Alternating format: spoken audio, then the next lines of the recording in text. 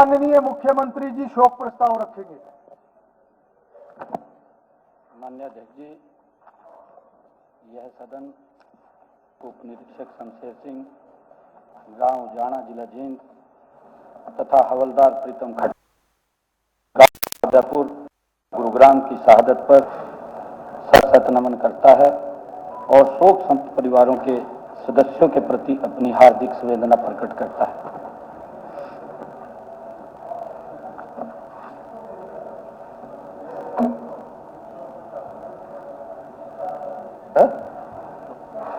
इसमें तो है नहीं।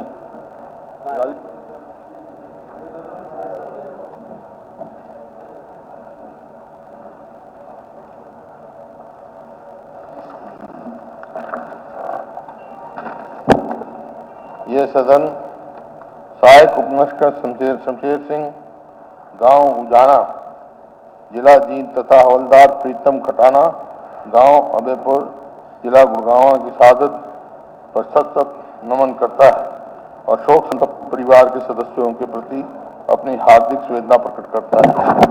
ठीक है सर, इसमें मैं एक और नाम ऐड करना चाहता हूँ, लॉर्ड सुभाष पाल का। वो हरियाणा से थे और उनके परिवार ने यहाँ APJ यूनिवर्सिटी और काफी शिक्षा में काम किया है, तो वो भी शोक प्रस्ताव में शामिल किया जाना।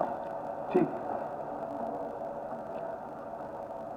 माननीय सदस्यगण, माननीय मुख्यमंत्री जी ने इस सदन में जो शोक प्रस्ताव रखे हैं और उन पर अन्य दलों के सदस्यों ने जो अपनी संवेदनाएं प्रकट की हैं, मैं भी अपने आप को उनकी भावनाओं के साथ जोड़ता हूं और शोक व्यक्त करता हूं और परमपिता परमात्मा से ये प्रार्थना करता हूं कि वह उनकी दिवंगत आत्माओं को अपने चरणों में स्थान दे।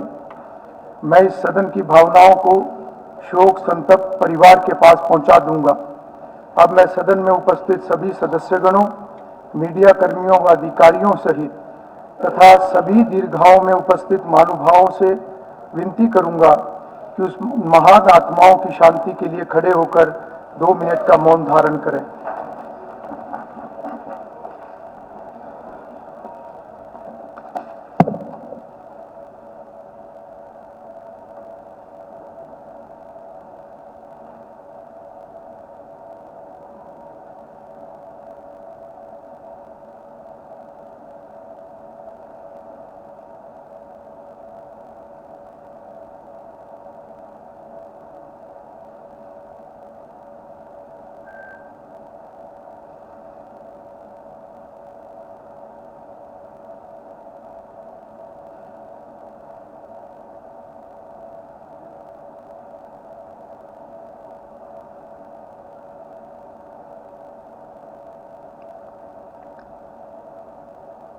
ओम शांति।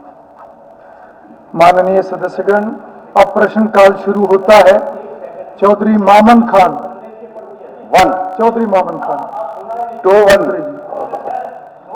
हो गया सर, शोक संदेश हो गया शोक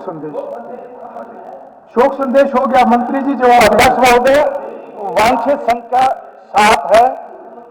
ऐसे 28 NOC प्रमाण पत्र जारी हुए हैं। इनमें से अब 5 इकाइयां संचालित है और नियमों का पालन कर रही हैं।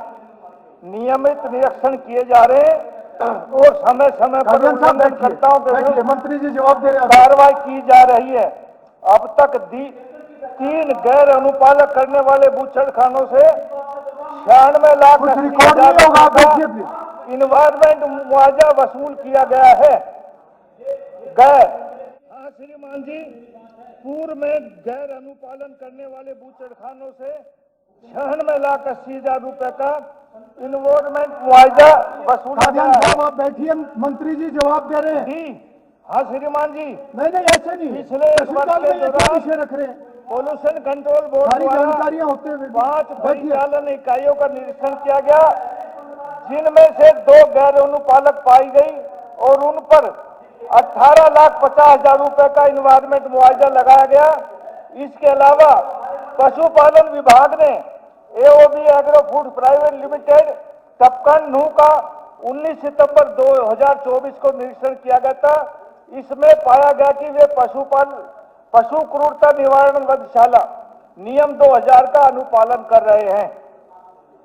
जी मामन जी। स्पीकर साहब, मैं आदरणीय मुख्यमंत्री के भी संज्ञान में लाना चाहता हूं आपके माध्यम से कि मेवात में एक तरह से बूचड़खानों की बाढ़ सी आ गई है।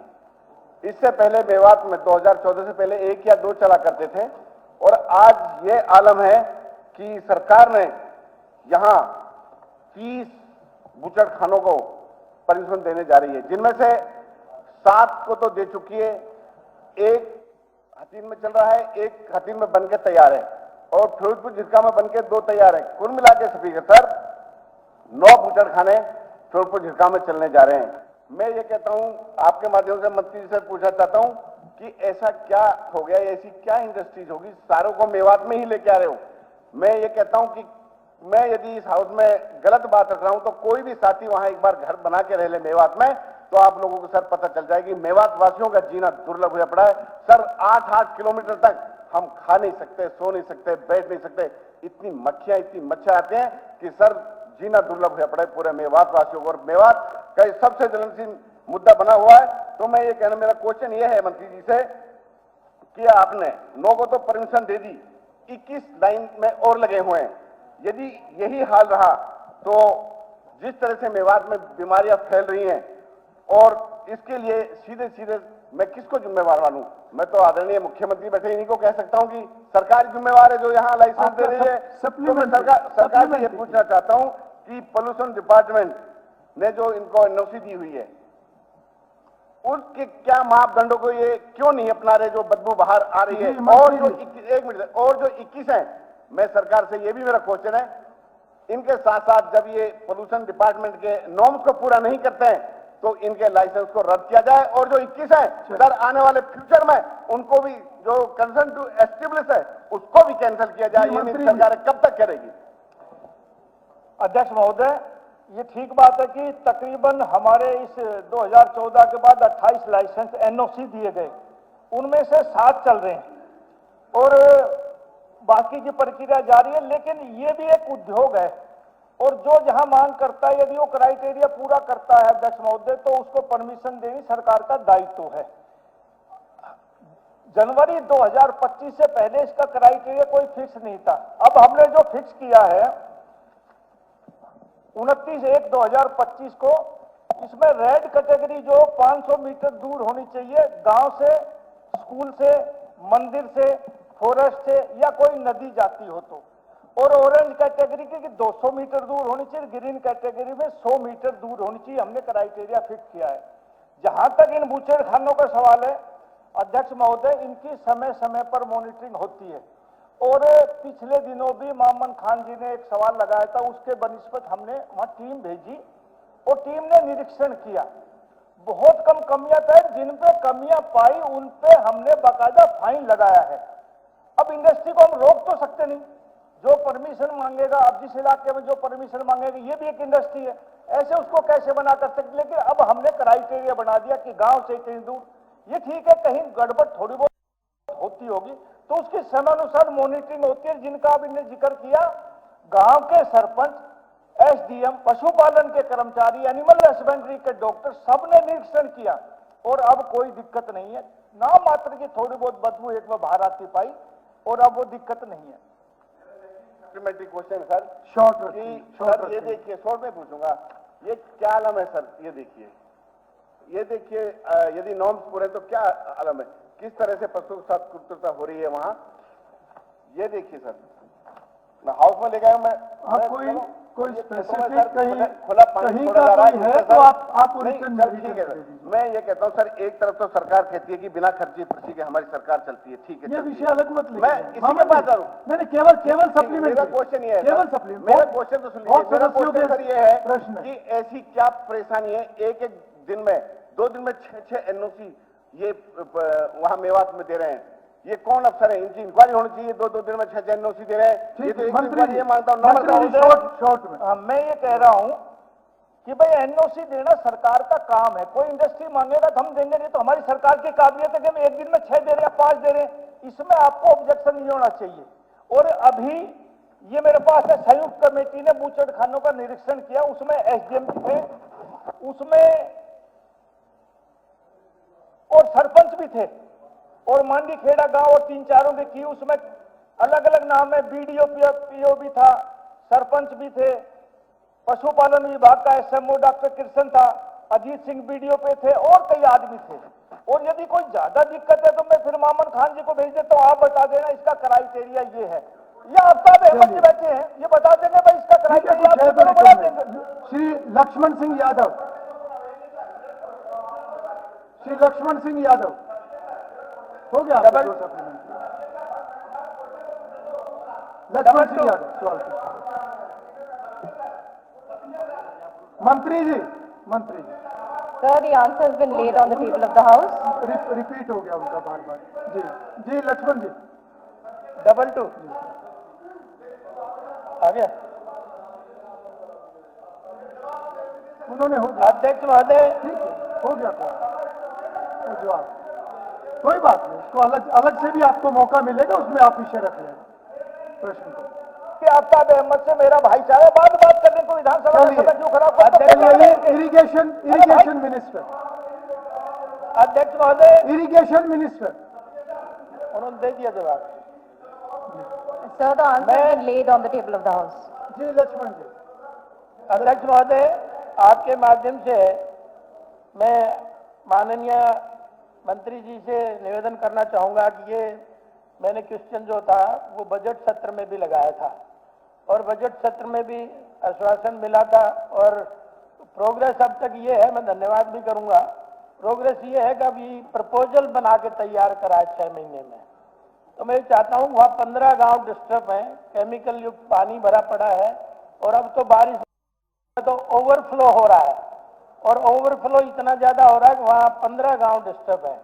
दूसरा, भवाड़ी से भी पानी इसमें आ रहा है तो वो भी रोका जाए कि किसी न किसी रास्ते से आ रहा है। तो आप 15 गांव में वहाँ जाके देखेंगे तो 1 फीट पे ही पानी आ गया, यानी सप्लीमेंट टॉयलेट में ही पानी आ रहा है, तो उनका जीना दुभर हो रहा है। तो मैं ये चाहता हूँ कि मंत्री जी ने ये प्रोजेक्ट तो बनाया है 218 करोड़ रुपए का, लेकिन मैं ये चाहता हूँ सेंड करें, जी। क्योंकि मंत्री जी ने तो ये बता दिया कि भाई जब बजट पास होगा तो करेंगे। ठीक ठीक, मंत्री जी, उन्होंने सप्लीमेंट्री पहले पूछ लिया। ये सर, इसका ये जवाब है, 2 हिस्सों में है, ए और बी में।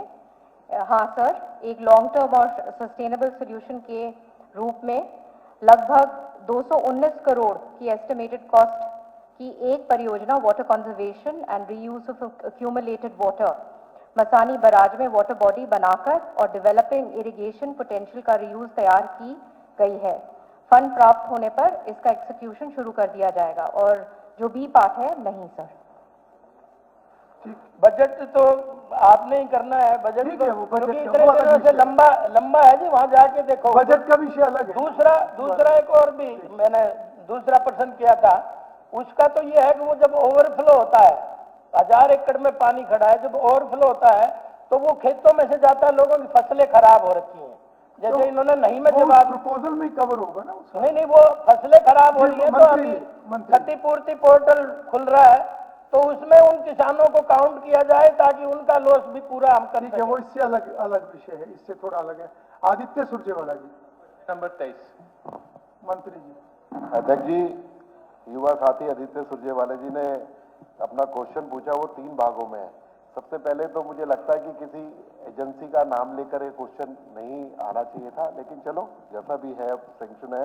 लेकिन मैं इतनी बात कहना चाहूंगा कि वीएम इंजीनियरिंग जो करनाल कैथल थानेसर क्लस्टर के लिए जिसको हमने 2021 के 22 के अंदर वर्क अलॉट किया था, वो उसमें पूरी नियमावली नियमितताएं पूरी करने के साथ साथ और पूरे हरियाणा में 3 क्लस्टर भिवानी, सिरसा और करनाल को अलॉट किया गया था और वो क्लस्टर बहुत ही अच्छा काम कर रहा है। उस क्लस्टर के काम करने की वजह से उसमें 18 यूएलबीज उसके अंदर आती हैं और उस क्लस्टर के काम करने की वजह से अभी पिछले महीने राष्ट्रपति अवार्ड हरियाणा को मिला था कि वो पूरे देश के अंदर 3रे स्थान पर करनाल को स्वच्छता के माध्यम से लेकर आए थे। तो माननीय जो सदस्य हैं, उनकी जो चिंता है, उन्होंने दूसरे उसमें पूछा है कि उन पर किसी तरीके की कार्रवाई की गई कि सार्वजनिक संसाधनों के उल्लंघन के लिए, तो कुछ ऐसा हुआ ही नहीं, तो कार्रवाई होने का मतलब ही नहीं होता। तीसरी बात उन्होंने कही कि क्या उन पर किसी तरीके का पोल्यूशन डिपार्टमेंट ने फाइन लगाया, तो फाइन समय समय पर लगाते रहे। इस साल भी उन पर फाइन लगाया गया है और रेगुलर 98 लाख रुपए का फाइन अभी तक उन पे लगता रहा है। अगर उन्होंने किसी तरीके का कोई उल्लंघन किया तो 98 लाख रुपीस का 98,94,000 समथिंग 98,89,131 का आज तक उन पर जो है फाइन लग चुका है। तो बाकी और कोई चिंता है तो आप मेरे को प्लीज बताओ। आदित्य जी। माननीय अध्यक्ष जी, आपके माध्यम से मैं माननीय मंत्री जी को जो सारे violations of terms and conditions of bidding proposal and non compliance हुए हैं वो प्रोवाइड करवा दूंगा। इंटीग्रेटेड सॉलिड वेस्ट मैनेजमेंट की जो पब्लिक और प्राइवेट पार्टनरशिप्स में जो 2 साल पहले हरियाणा, गुड़गांव हो, पंचकुला हो, कैथल हो, ये अधिकतर 1 से 3 साल का कॉन्ट्रैक्ट, 1 से 3 साल का ठेका दिया जाता था, जिसमें एक्सटेंशन की संभावना होती थी। हाल ही में एक नई प्रथा चालू हुई है जिसके अंदर कंपनी जैसे ये वीएम इंजीनियरिंग है, जो जनता से लूटकर अपने जेब को वेस्ट को वेल्थ बना रहे हैं, उन्हें अब 22 साल के कॉन्ट्रैक्ट दिए जा रहे हैं। इतना लंबा कॉन्ट्रैक्ट पीरियड जो पूरे देश में ही अनप्रेसिडेंटेड है, हरियाणा में क्यों दिया जा रहा है?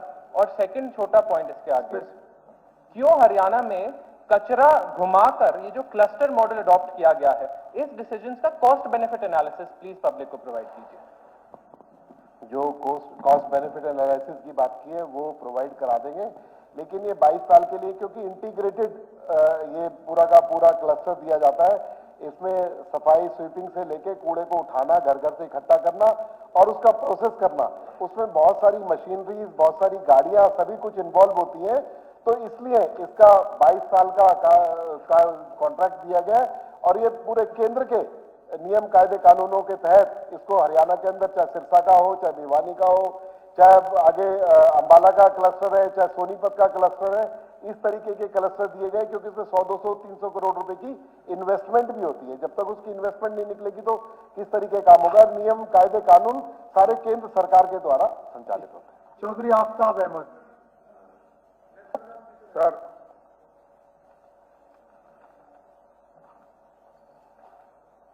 Question number 5 sir.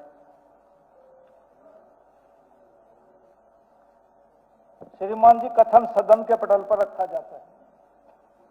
सर, मैं आपके माध्यम से सरकार को बताना चाहता हूं कि यह अत्यंत ही महत्वपूर्ण विषय है और एक जिले के लिए नहीं, 4 जिलों के लिए है। और इससे दूषित पानी की वजह से हमारी धरती जो है हर रोज सैलिनिटी बढ़ रही है, उसमें गुणवत्ता भी खराब हो रही है और उसमें धरती जो है बंजर होती जा रही है। और मैं ये सवाल सर 2013 में भी, 2024 में भी और 2025 में भी और लगाया, लेकिन जवाब में कोई ऐसा सरकार की तरफ से ऐसा कोई प्रयास नहीं दिखा जिससे इस अत्यंत महत्वपूर्ण विषय के ऊपर कोई करना है। पिछले विधानसभा में से पहले माननीय स्पीकर साहब ने एक कमेटी बनाई थी, मूलचंद शर्मा जी उसके अध्यक्ष थे और सारे विधायक उन जिलों के थे।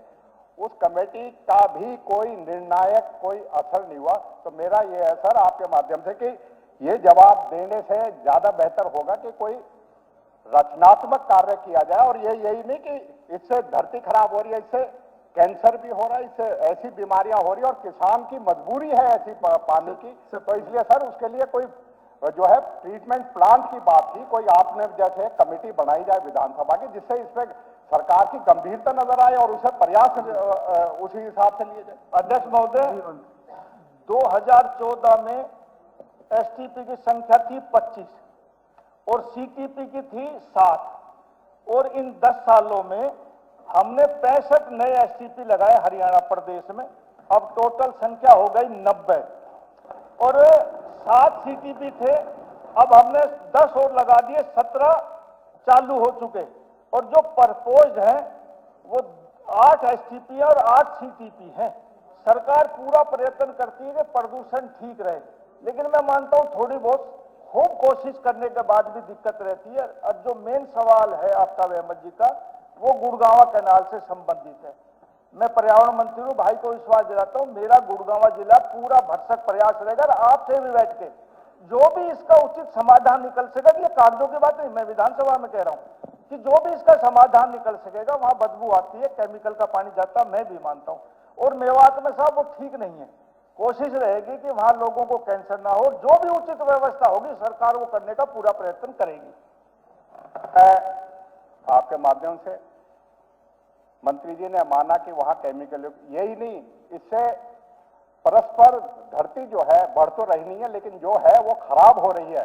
और सरकार जितनी भी सैलिनिटी के काम है ना, हमारे जिले में तो 2-4 साल से 5 साल से प्रपोजल एडमिनिस्ट्रेटिव अप्रूवल तो है, फाइनेंशियल नहीं है।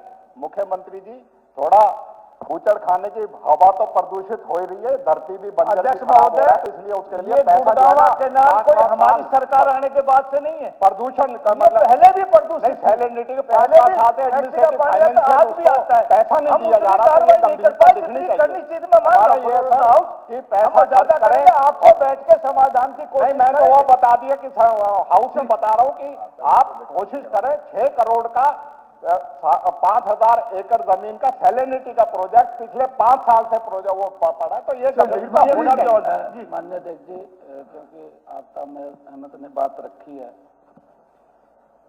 क्योंकि पीछे दिल्ली के अंदर जो सरकार रही है वो इनके समर्थन की सरकार रही है, और इतनी हालत खराब थी वहाँ यमुना की, माँ यमुना की, उसकी तरफ ध्यान नहीं दिया गया।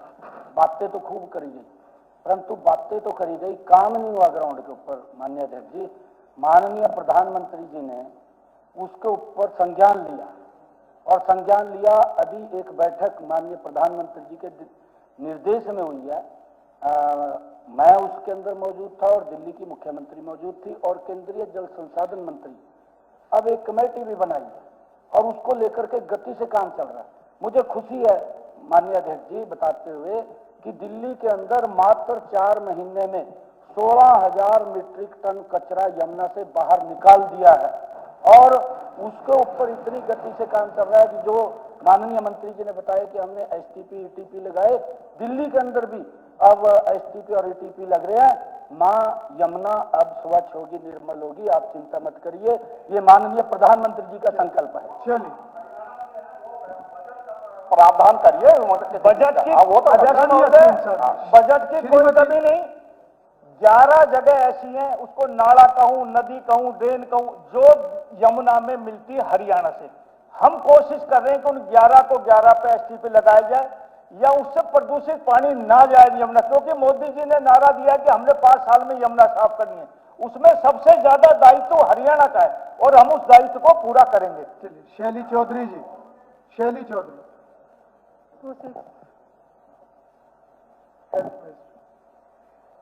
अध्यक्ष जी, सबसे पहले शैली चौधरी जी ने पूछी है कि सिविल अस्पताल नारायणगढ़ में कितने रेफरल्स आते हैं।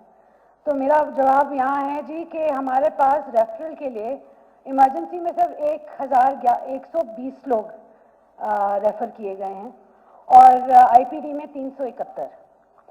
उनके दूसरे सवाल का जवाब ये है कि सिविल अस्पताल नारायणगढ़ जो है 2018 में 50 बिस्तर से 100 बिस्तर में तब्दील हो गया था, और इसकी बिल्डिंग आज खड़ी हो गई है, बन गई है, और इसमें 3 जनरल वार्ड बने हैं, 11 प्राइवेट कमरे बने हैं, एक वीआईपी वार्ड बना है, एक माइनर ओटी बना है, dialysis ward, paediatric ward, pre and post delivery ward, labour room, phototherapy room, central air conditioning, gas line और सोलर। इसके साथ साथ नारायणगढ़ में एक ब्लॉक पब्लिक हेल्थ यूनिट भी बन चुका है।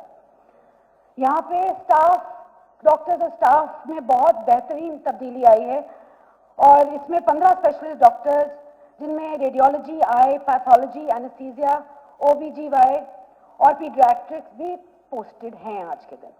इसके साथ साथ इक्विपमेंट्स में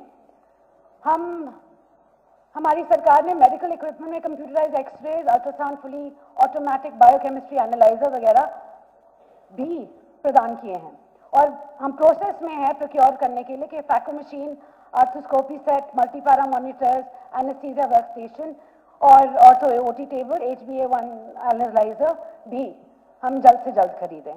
साथ साथ डायलिसिस के लिए भी पीपीपी मोड पे DH हैं, जिनके लिए हम कॉन्ट्रैक्ट कर रहे हैं, नारायणगढ़ भी उसमें इंक्लूडेड है, और सीटी और MRI की मशीन के लिए भी पीपीपी मोड पे हम चल रहे हैं। अध्यक्ष जी, मैंने पूछा है, अच्छी बात है कि हॉस्पिटल को बढ़ाया जा रहा है और उसमें सारी सुविधाएं मिलेंगी, लेकिन मैंने मंत्री जी से अभी ये पूछा है, जो हॉस्पिटल चल रहा है वहाँ पे, ठीक है, वहाँ डॉक्टरों की बहुत कमी है। मैं बार बार ये मुद्दा उठाती हूँ।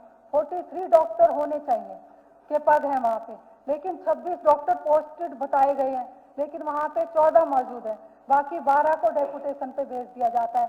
अध्यक्ष जी, मैं मंत्री जी से कहना चाहती हूँ, रात के समय में वहाँ कोई डॉक्टर नहीं होता, कोई भी इमरजेंसी आती है, कोई एक्सीडेंट हो जाती है, डिलीवरी आती है, कोई नहीं मिलता। वहाँ कई डेथें हो चुकी हैं कि कोई है ही नहीं इलाज के लिए, कुछ आते रेफर कर देते, या तो अम्बाला भेज दिया जाता है या पंचकूला भेज दिया जाता है, वो बहुत दूर है।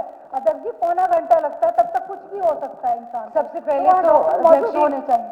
सॉरी, सबसे पहले तो अध्यक्ष जी आपको मैं बताना चाहूंगी कि 26 आज के दिन मेडिकल ऑफिसर्स वहाँ पे पोस्टेड हैं।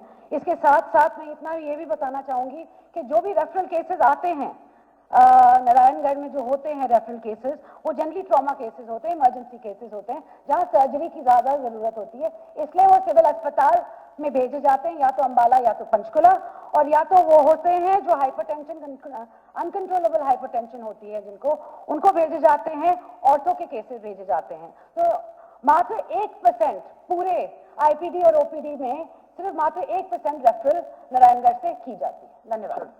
मैं मंत्री जी से कहना चाहती हूँ, तो एक मिनट, रात के समय कोई डॉक्टर नहीं होते अध्यक्ष जी, और ये बात नहीं, वहाँ सभी को रेफर किया जाता है, ये नहीं है कि भाई ये सीरियस उसको, हाँ सभी को भेजा जाता है।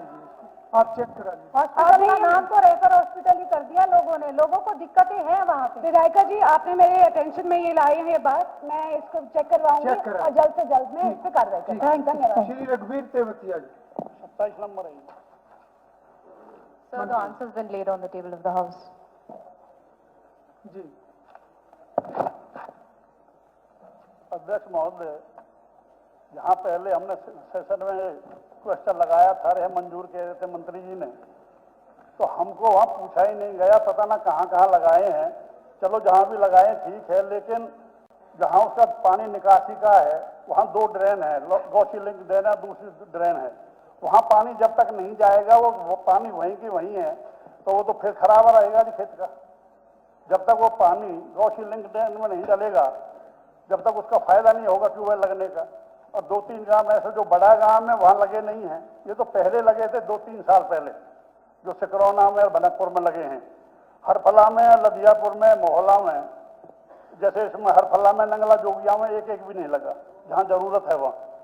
अब भी वहाँ से पानी निकाल के उसमें पंप सेट गांव वालों ने लगवा के और उसमें लिंक ड्रेन में डाले, लेकिन जरूरत है जी। अब बड़े बड़े जो गांव हैं, जो बनकपुर है, लदियापुर है, जहाँ एक ही लगाए, मोहला वहाँ एक ही लगाए, वहाँ ज़्यादा ट्यूबवेलों की जरूरत है, क्योंकि किसानों की फसल होती नहीं है। ये 40 फीट तक खारा पानी है, बिल्कुल सेम है, नमक का है, उसमें फसल होती नहीं है। ठीक है, जब तक ये जनाब एक मिनट, जब तक ये पानी गौशी लिंक ड्रेन में नहीं डलेगा, वही निकाल के वही नाली में डालने का, वो तो फिर वही चला जाता है, उसका कोई फायदा तो है नहीं। कम से कम वो हमसे संपर्क करें, डिपार्टमेंट के मंत्री जी से मेरा कहना है, क्योंकि पहले भी नहीं किया उन्होंने संपर्क, कोई केवल 1 ट्यूबवेल मेरे कहने से लगाया है, जबकि यहाँ 20 ट्यूबवेल मंजूर हुए थे। ठीक है मंत्री जी। सर, इनके प्रश्न का उत्तर 4 भागों में है। ये flood schemes for installation of 30 shallow tube wells have been approved in the 53rd and 54th meeting of HSDR and FCB to solve the problem of waterlogging in 8 villages. Till date, 27 shallow tube wells have been installed in 7 villages, details of which are as under. ये सारा आपने भनकपुर का भी बताया था, उसमें 4 हैं।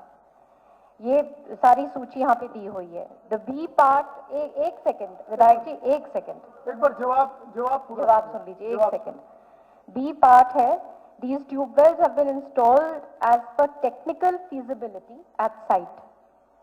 C, remaining 3 shallow tube wells, that is 2 in village Mola and 1 in Harfala, would be installed after end of this ongoing monsoon season. Scheme for installation of shallow tube wells in village Nangla Jogyan was not prepared as no demand was received from farmers of this village. D, installation of remaining 3 shallow tube wells in village Mola and Harfala will be completed by 31/12/25. अध्यक्ष महोदय, सरकार जो खर्चा कर रही है उसका कोई फायदा नहीं है। जब तक वो पानी जो ट्यूबवेल को निकल रहा है उनको जब तक गौशील ड्रेन में नहीं डाला जाएगा वो वही के वही निकाल के वही नाली में डाल रहे हैं। रेवतिया जी एक बार आप और चेक करा एक लेना, जरूरत मंत्री जी जो ने- बड़े गांवों में मंत्री जी ने जरूरत कहा है है वहां कुछ भी जगह लगाएंगे। पे हो चुके हैं, कुछ जगह की डिमांड नहीं आई, तो वो भी आप चेक कर लेना और सर ट्रेन में डालने का वो प्रपोजल। ठीक सर अभी क्योंकि ये ऑपरेशनल नहीं है, क्योंकि मॉनसून सीजन चल रहा है, ये ऑपरेशनल होंगे। और आपसे पूछा भी गया था भनकपुर विलेज के बारे में, खास तौर पे आपसे विधायक जी मिला था तो उसके बाद उन्होंने एक ट्यूबवेल के लिए संपर्क किया था, वो कह रहे जी। केवल एक रहा है जी लेकिन चार, और मेरी सूची जरूरत में है 4 है वहाँ पे। उनसे कह देना वो संपर्क कर रहे हैं, हम बता दें जहाँ जहाँ जरूरत दोबारा है, फिर से कर जहाँ लेना, सुविधा की डिटेल मांग में है। कर लेना चर्चा, ठीक रेगुलर है। करते ही रहना पड़ता है। ठीक है, धन्यवाद। Thank you. Sardar Mandeep Chattha. 28. Answers been laid on the table of the House, sir. Ma'am, I'm quite satisfied with your reply that rehabilitation work of the above mentioned miners is likely to be completed up to 31st of December. But ma'am, I would like to say, it's also written over here that the file is still to obtain administrative approval. तो administrative approval के लिए ma'am बहुत महीनों से we are trying, our people are trying, तो kindly please look into it and personally देखना कि file हमारी जल्दी अप्रूव हो, otherwise it will be kept pending. Sir, माननीय मुख्यमंत्री जी has already taken personal note of this and this shall be done. Proposal, I'm happy that you are acknowledge that. Thank you very much. ये संदोला minor के लिए 3.5 crore and Gumthala minor के लिए 4.40 crore have been, they are under consideration and they will be approved. ठीक है। Shri Kapoor Singh. Person संख्या 29। Sir, the papers laid on the table of the House. अध्यक्ष महोदय, मेरे विधानसभा में पिछले दिनों भारी बारिश के कारण बड़ी भारी दिक्कत आई और भिवानी घग्गर ड्रेन है जो उसकी रिपेयर ना होना और उसका लेवल की वजह से जो 4-5 जगह ऐसे वो टूट गई थी।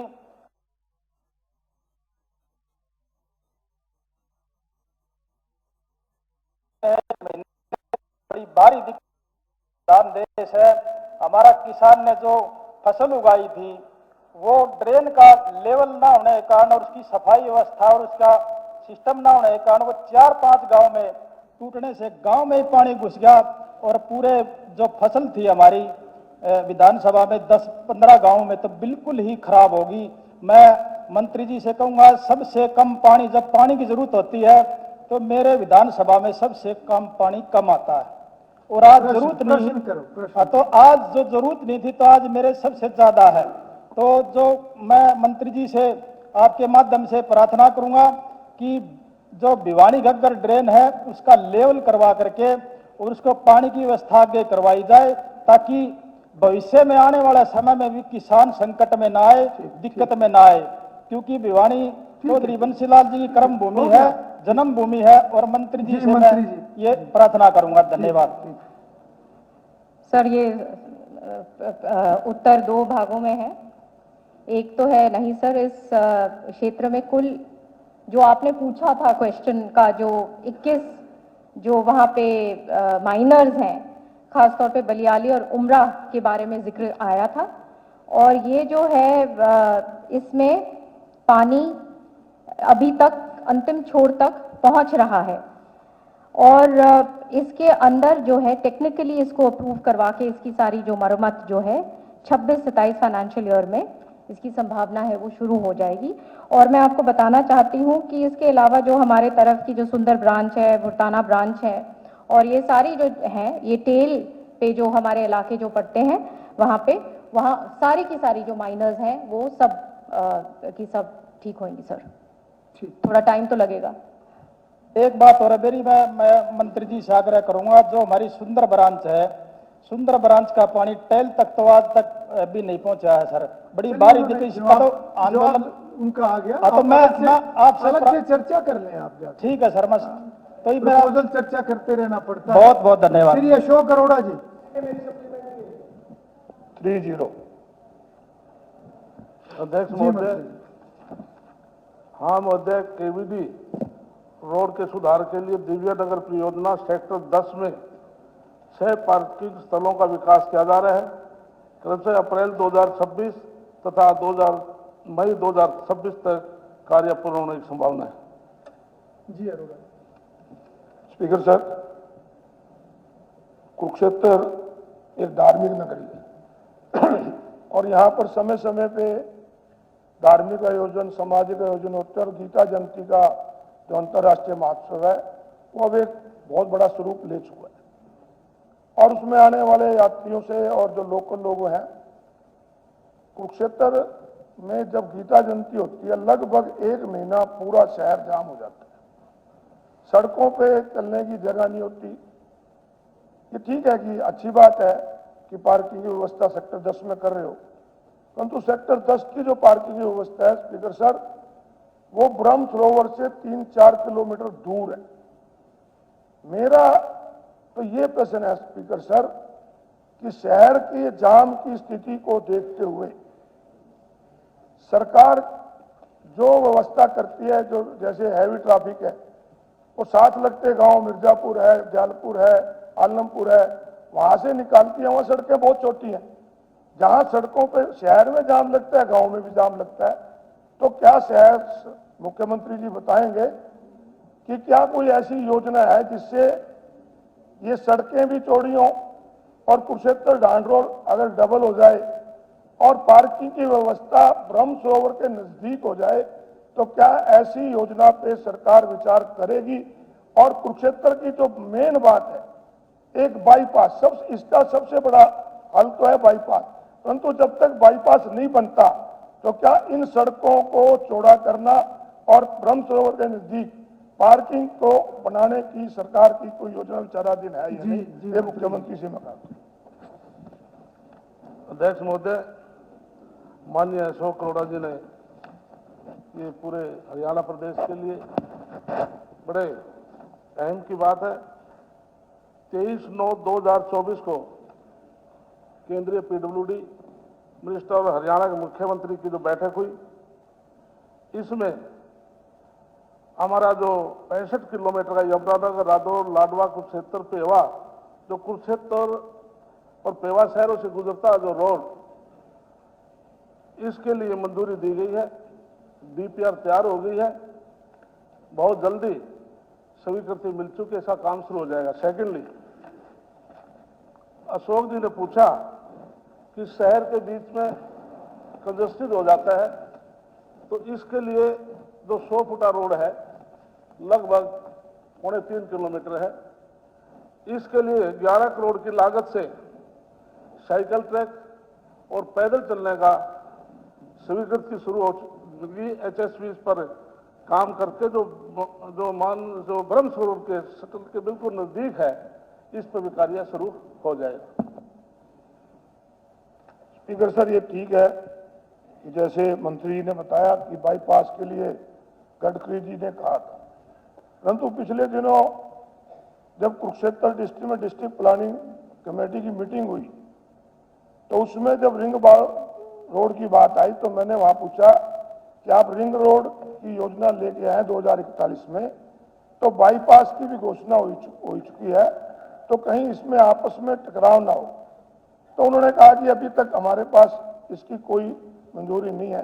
तो मेरा यह कहना है कि बाईपास जब तक ठीक है बनना चाहिए, अच्छी बात है, हम तो कहते हैं कि बाईपास बने और मुख्यमंत्री से उम्मीद भी कुरुक्षेत्र के रखते हैं क्योंकि सीएम सिटी है, सीएम सिटी में बनेगा तो अच्छी बात है, हमें भी मुख्यमंत्री के पैदा हो। परंतु जब तक नहीं बनता, मेरा ये गांव में भी जाम हो जाता है, उनकी वैकल्पिक व्यवस्था के लिए आप उन सड़कों को चौड़ा करने के लिए कहते। जी मंत्री।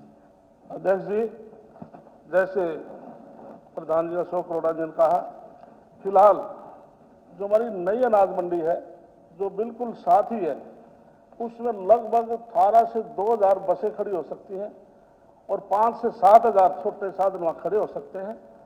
इसलिए अब की बात जो जयंती मनाई गई, उसमें किसी प्रकार की कोई यातायात आने जाने में कोई दिक्कत नहीं आई तो जैसे प्रधान जी ने कहा कि समय समय पर मीटिंगें होती रहती हैं, तो इसलिए निश्चित तौर से कुरुक्षेत्र हमारे सब के लिए, पूरे हाउस के लिए सम्मानित स्थल है, तो किसी प्रकार की दिक्कत नहीं होनी चाहिए।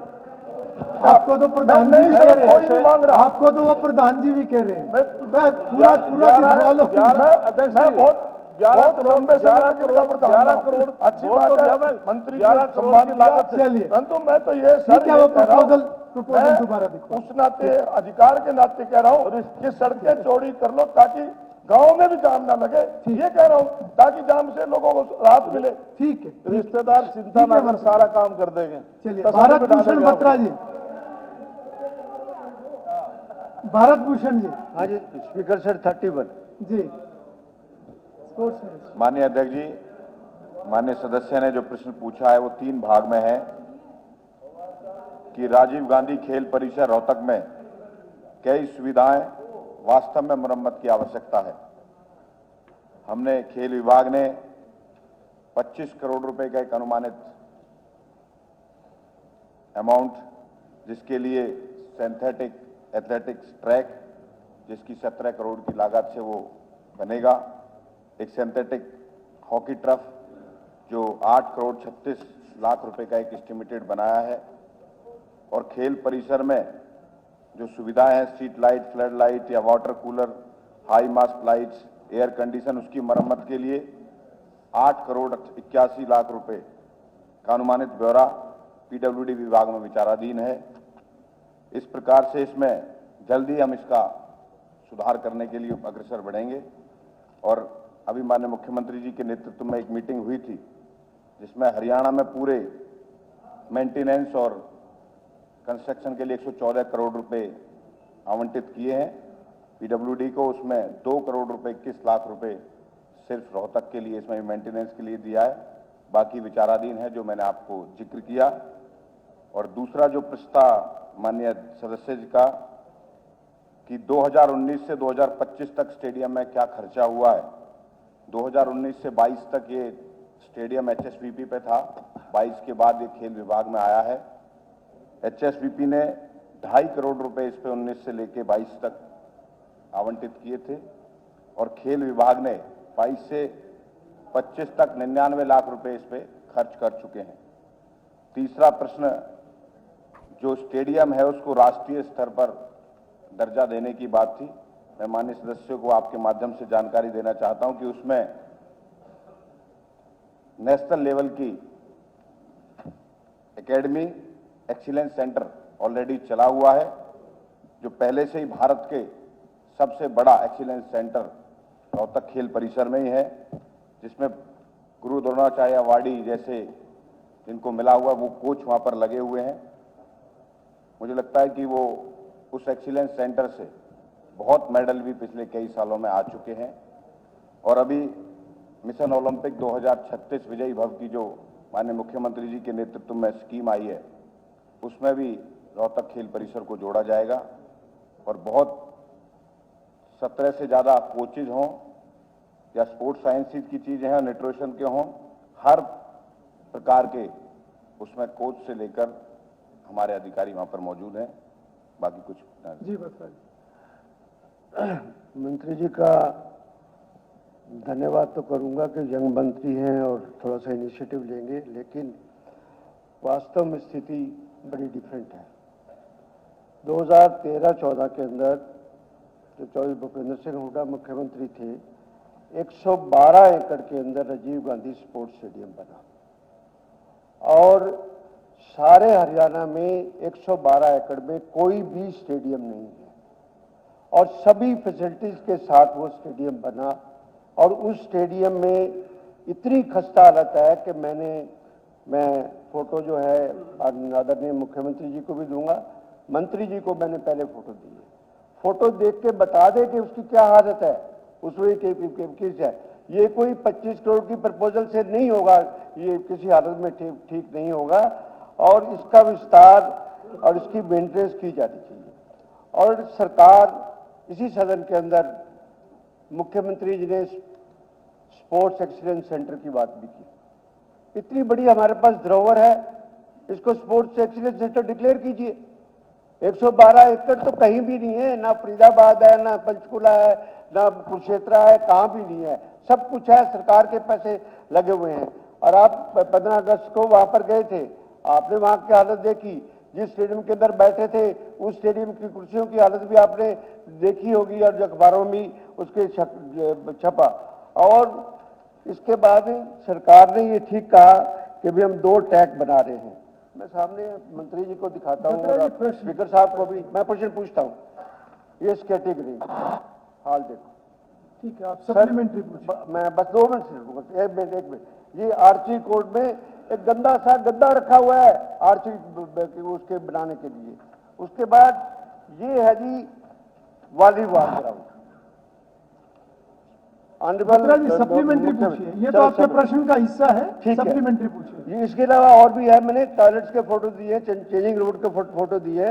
मेरी सप्लीमेंट्री सबसे बात ये है कि जब हम स्पोर्ट्स यूनिवर्सिटी की बात करते हैं उसके लिए तो बात करते हैं, पर जो ऑलरेडी हमारे पास इतना बड़ा इंफ्रास्ट्रक्चर है क्योंकि सबसे बड़ा कारण मैं संकोच नहीं करूंगा क्योंकि ये स्पोर्ट्स स्टेडियम रोहतक के अंदर है।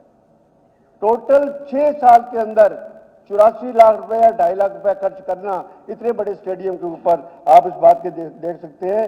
और हरियाणा प्रांत एक सारा एक प्रतिभा सप्लीमेंट्री क्या है? सप्लीमेंट्री है कि मैंने कहा है कि इसको नेशनल लेवल का स्टेडियम डिक्लेयर किया जाए। चलिए मंत्री जी, इसमें सरकार को क्या तकलीफ है? माननीय अध्यक्ष जी, क्या तकलीफ है बताइए। माननीय अध्यक्ष जी, मैं पहले ही बता चुका हूं कि भारत का पहला एक साई के पास हमने किराए पे दिया हुआ है 6 बॉक्सिंग पूरे भारत में सिर्फ रोहतक के अंदर है। और साई को आपने नेशनल दिया था, हमने एक्सीलेंस सेंटर उसको 2020 में डिक्लेयर कराया है हमारी सरकार। नेशनल एक्सीलेंस भारत का सबसे बड़ा एक्सीलेंस सेंटर वहीं पे है। ठीक है, और बाकी जो वो जवाब दे रहे हैं, जो वो बता रहे हैं क्या जो मूलभूत सुविधाओं की बात माननीय सदस्य ने करी है, उसके लिए कुछ पैसा अलॉट हो गया, 15 दिन में उसके लिए टेंडर लग जाएगा जो हमारी पीडब्ल्यूडी को दे दिया है। बाकी जो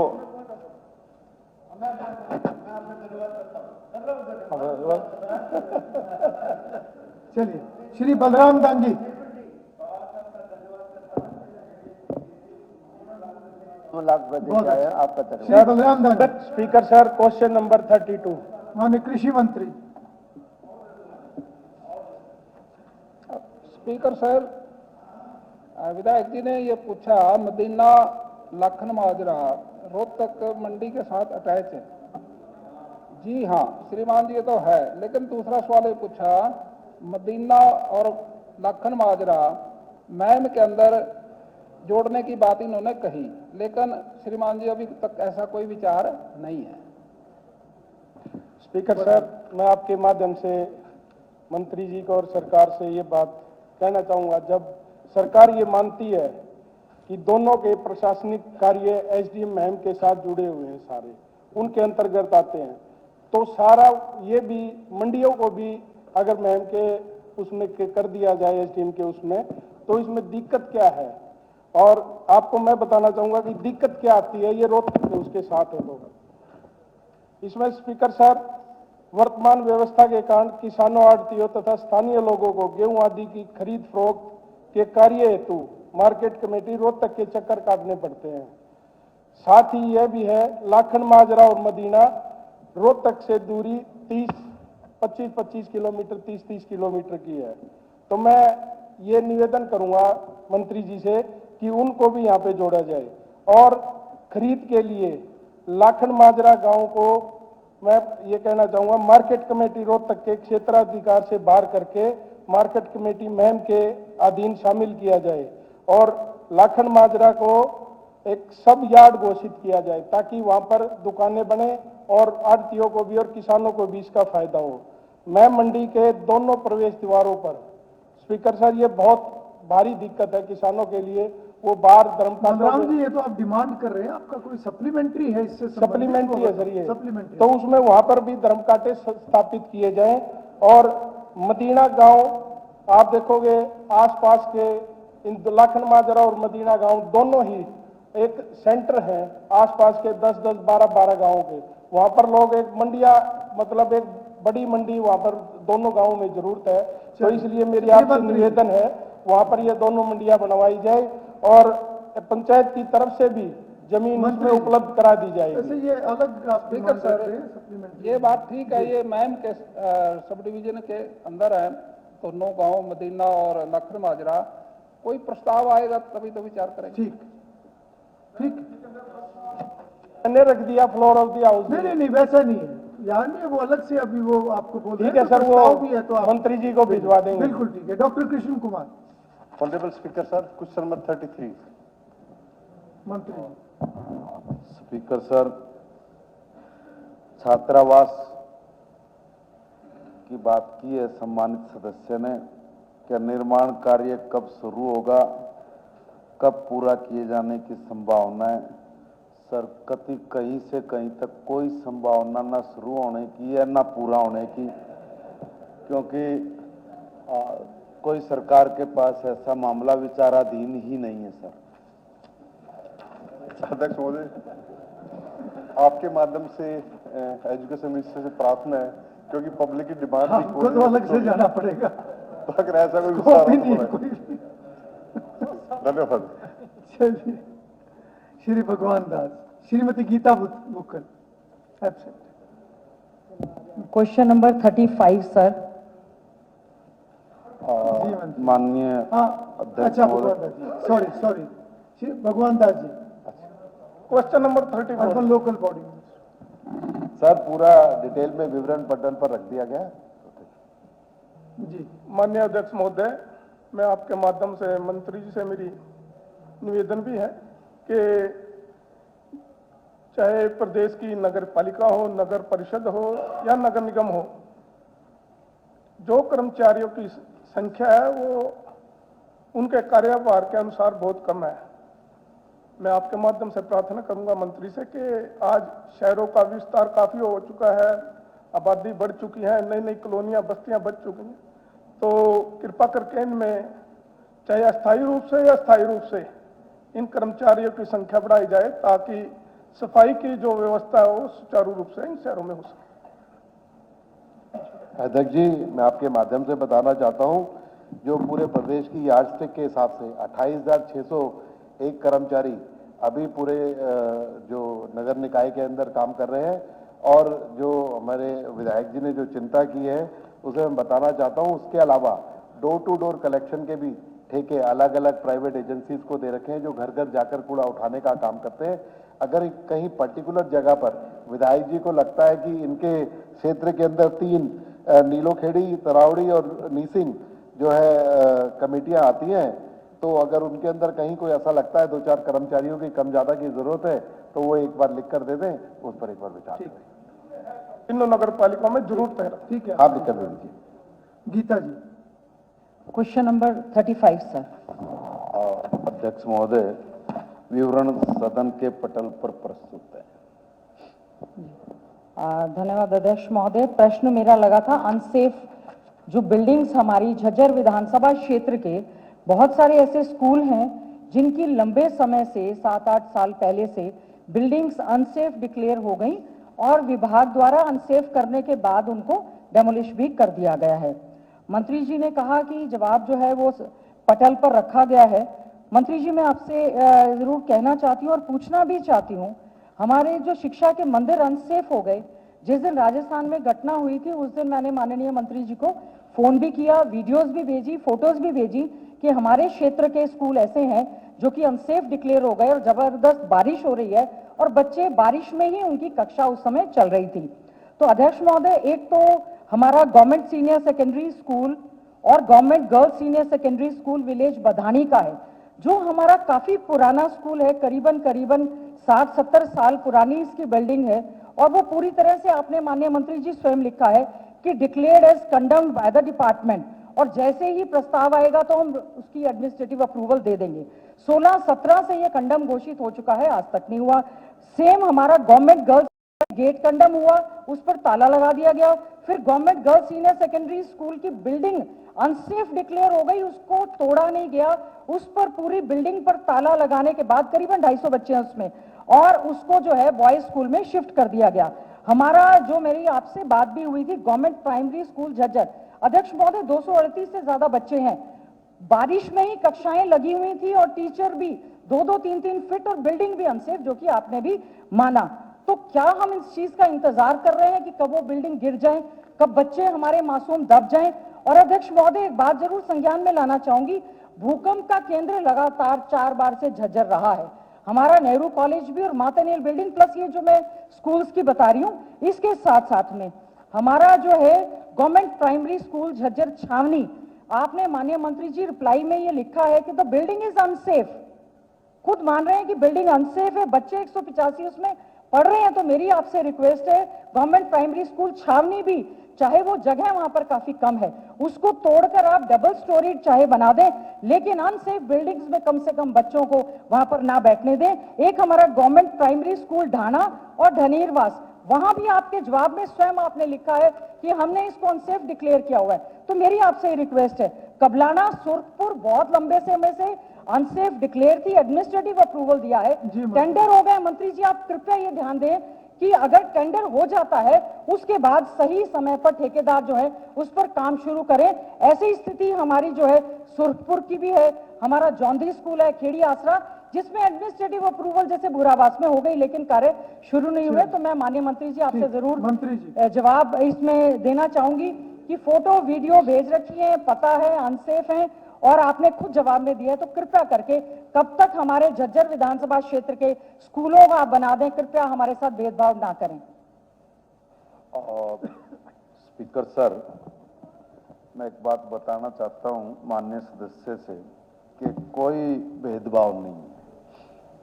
देखो, आप तो स्वयं भी शिक्षा का काम देखती रही हैं और आपको पता है कि 40 बच्चों पे एक रूम की अपने यहाँ पे व्यवस्था है, और उसी में जिन जिन स्कूलों का आपने जिक्र किया, जहां पर वास्तव में दिक्कत आई तो उसमें आपने मेरे से बात की और हमने उसको माना भी, और उस पर जो कार्रवाई करने की बात है उस पर जितनी तेजी होनी है उतनी तेजी करके हम लोग उसको करेंगे, इसमें कोई दिक्कत भी नहीं है। मगर छात्रों की संख्या क्या है?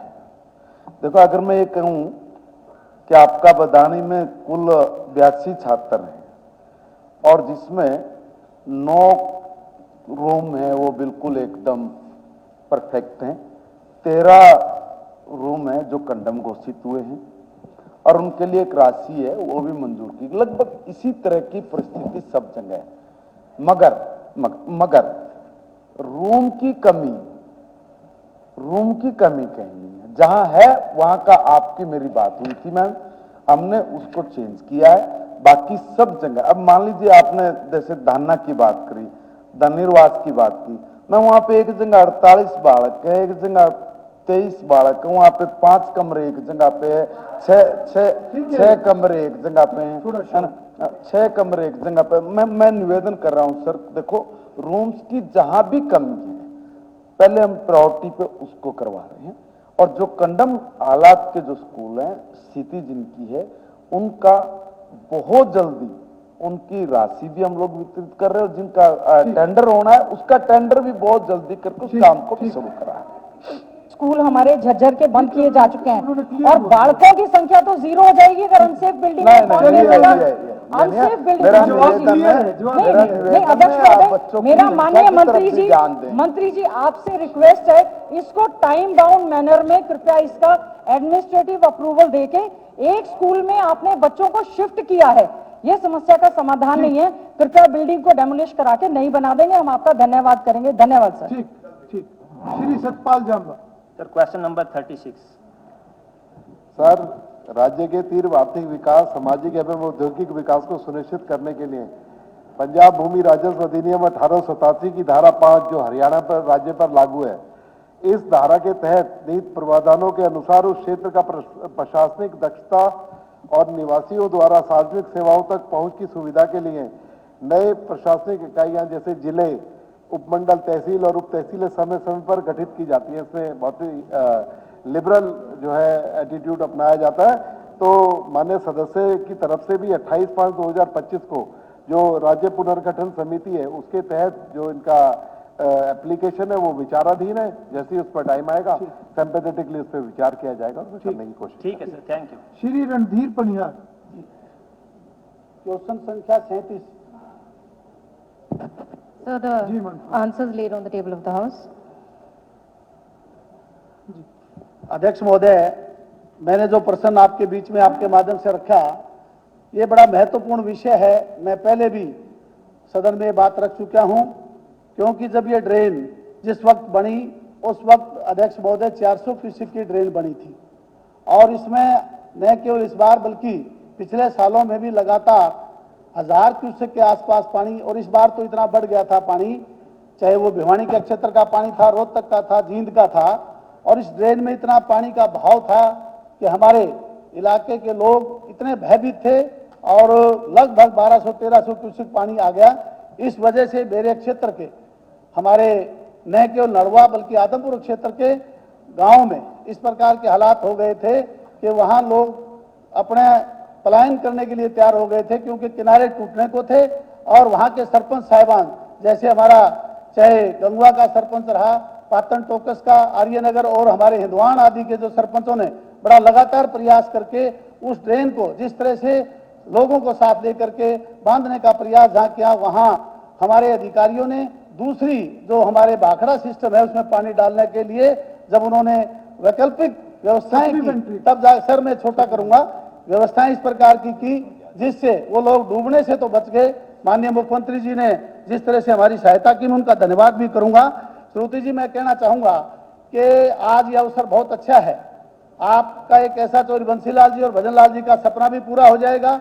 माननीय मुख्यमंत्री जी जो बैठे हैं, इनका जो सपना है, मैं सर एक सेकंड बताऊंगा, इस पानी से सर इसकी ड्रेन की जो कैपेसिटी बढ़ाई जाए, जिससे कि वहां हमारा 60,000 क्षेत्र है, 60,000 एकड़ का क्षेत्र है जो डेजर्ट पड़ा है। ये पानी अगर वहां जाएगा, जैसे बालसमंद है, बांडाहेड़ी है, बुढ़ाक है, हमारे इलाकों में सर ये पानी जब जाएगा तो उस डेजर्ट इलाके में नहरी पानी के रूप में उसको इस्तेमाल किसान करेंगे, तो नड़वा, आदमपुर और इलाहाबाद तक इसका लाभ होगा। मेरी ये प्रार्थना है कि कृपया करके इसको जो ना बनाने का काम करें। प्लीज शॉर्ट में।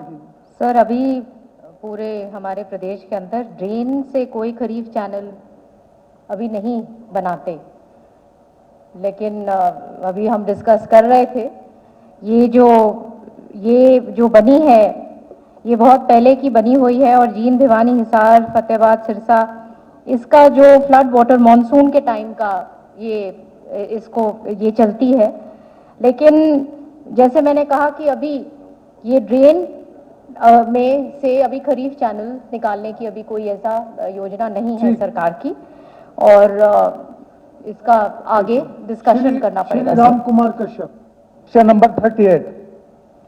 जी मंत्री। अध्यक्ष महोदय, 5 वर्षों में करनाल जिले में 2020 से 24 तक 362 केस अभियोग की जांच के लिए ट्रांसफर किए हैं। इसके अलावा 5 वर्षों में 2020 से 24 करनाल जिले में 33 अभियोग के केस ट्रांसफर किए हैं, जो पटल पर रखे गए। स्पीकर सर, इसमें कुछ ऐसे केस भी हैं जो वहाँ का संबंधित का जो थाने का सचिव है या आयु है उसको इन केसों को निपटा सकता था, परंतु इस प्रकार के केस भी कई हैं, जैसे ये 323 के हैं, 506 के हैं, 379 के केसेस हैं, ये भी ट्रांसफर किए। तो मेरा केवल इसमें यही अनुरोध रहेगा, जब इस प्रकार के केस जो ट्रांसफर किए जाते हैं, सचिव ने वो काम करना था नहीं किया, आईओ ने काम करना था नहीं किया, तो जब ट्रांसफर करते हैं तो उसकी क्या जवाबदेही होती है।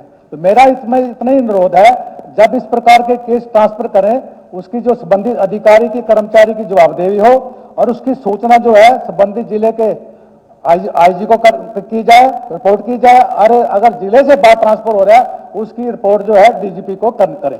मेरा सिर्फ इतना ही अनुरोध है।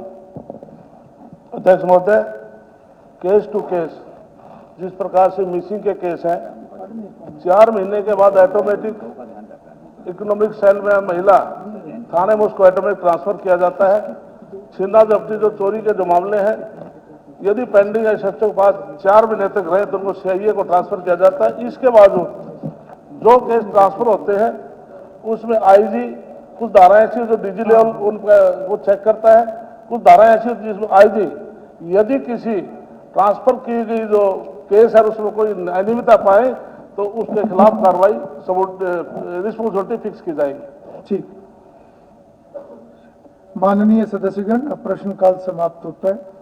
माननीय सदस्यगण, मुझे सदन को सूचित करना है कि श्री जगमोहन आनंद विधायक ने पत्र के माध्यम से मुझे सूचित किया है कि उनको अपने नजदीकी रिश्तेदार की शादी में शामिल होने के लिए बाहर जाना है, इसलिए वो 25 अगस्त 2025 को सदन की बैठक में उपस्थित नहीं हो सकते।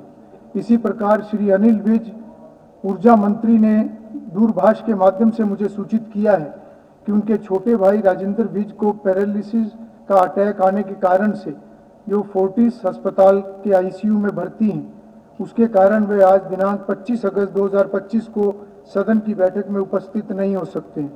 इसी प्रकार श्री देवेंद्र अत्री विधायक ने पत्र के माध्यम से सूचित किया है कि उनकी माताजी की तबीयत खराब होने के कारण वे आज 25 अगस्त 2025 को सदन की बैठक में उपस्थित नहीं हो सकेंगे।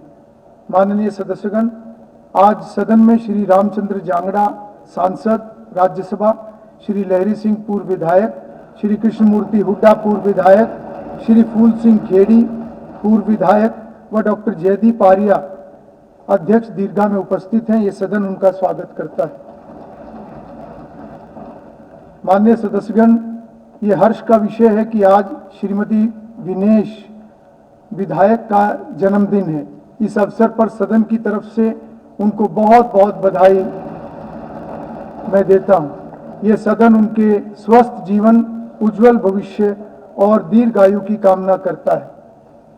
माननीय सदस्यगण, दिल्ली में प्रथम भारतीय श्री विट्ठल भाई जे पटेल के अध्यक्ष बनने की जयंती 24 और 25 अगस्त 2025 को मनाई जा रही है। मैंने भी कल उसके उद्घाटन समारोह में हिस्सा लिया। श्री विट्ठल भाई जे पटेल भारतीय स्वतंत्रता संग्राम के महान नेता थे। उनका जन्म 10 सितंबर 1873 को गुजरात में हुआ था। वे कुशल राजनेता और संगठनकर्ता थे। श्री विट्ठल भाई पटेल को सेंट्रल लेजिस्लेटिव असेंबली के पहले भारतीय अध्यक्ष के रूप में याद किया जाता है। वह पहले भारतीय थे जिन्होंने 24 अगस्त 1925 को सर ए वाइट से अध्यक्ष का कार्यभार संभाला था। उन्होंने अपने कार्यकाल में संसद की कार्रवाई को सुव्यवस्थित और पारदर्शी बनाया। उनका योगदान, उनके द्वारा किए गए संसदीय सुधार आज भी हमारे लिए मार्गदर्शक है। उनका योगदान सिर्फ स्वतंत्रता संग्राम तक सीमित नहीं था, बल्कि उन्होंने भारतीय राजनीति और प्रशासन में भी महत्वपूर्ण भूमिका निभाई। उनकी दृढ़ता और नेतृत्व ने उन्हें एक आदर्श अध्यक्ष के रूप में स्थापित किया। सम्मेलन में यह भी तय हुआ कि श्री विट्ठल भाई पटेल की जीवनी को सभी विधान भवनों में प्रदर्शित किया जाए। माननीय सदस्यगण, मैं सदन की जानकारी के लिए बताना चाहता हूं कि master Tekchand memorial public school Harsola जिला कैथल के विद्यार्थीगण तथा अध्यापकगण आज सदन की कार्रवाई देखने के लिए दर्शक दीर्घा में उपस्थित हैं। मैं अपनी तथा सारे सदन की तरफ से उनका स्वागत करता हूं। माननीय सदस्यगण, अब शून्यकाल शुरू होता है। वो नाम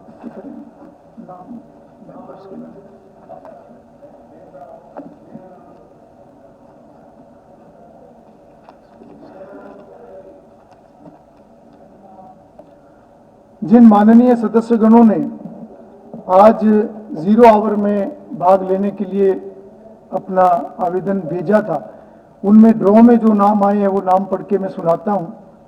श्री जगमोहन आनंद विधायक, श्री मामन खान, श्री जरनैल सिंह, श्री ओम प्रकाश यादव, श्री कुलदीप वत्स, श्री अर्जुन चौटाला, श्री देवेंद्र कादियान, श्री उमेद सिंह, श्री निर्मल सिंह, श्री मनमोहन भडाना, श्री बलराम दांगी, डॉक्टर रघुवीर सिंह कादियान, श्री प्रमोद कुमार विज, श्री चंद्र प्रकाश विधायक, श्री बलवान सिंह दौलतपुरिया। श्री जगमोहन आनंद आज अनुपस्थित हैं, तो अगला नाम श्रीमती पूजा, उसको इसमें जोड़ा जाता है।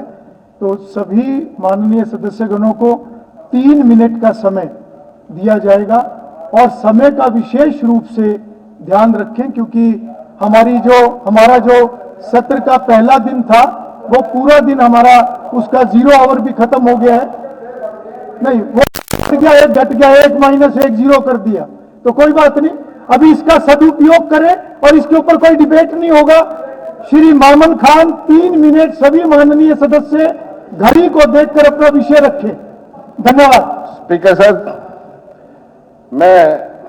हमारे यहाँ मंत्री जी बैठे हैं पंचायत के, मेरा सरकार से आपके माध्यम से पूछना चाहता हूं कि मेवात में जितनी पंचायत है तावड़ू ब्लॉक को छोड़ के उनके साथ अन्याय क्यों किया जा रहा है हमारे मेवात के सरपंचों के साथ।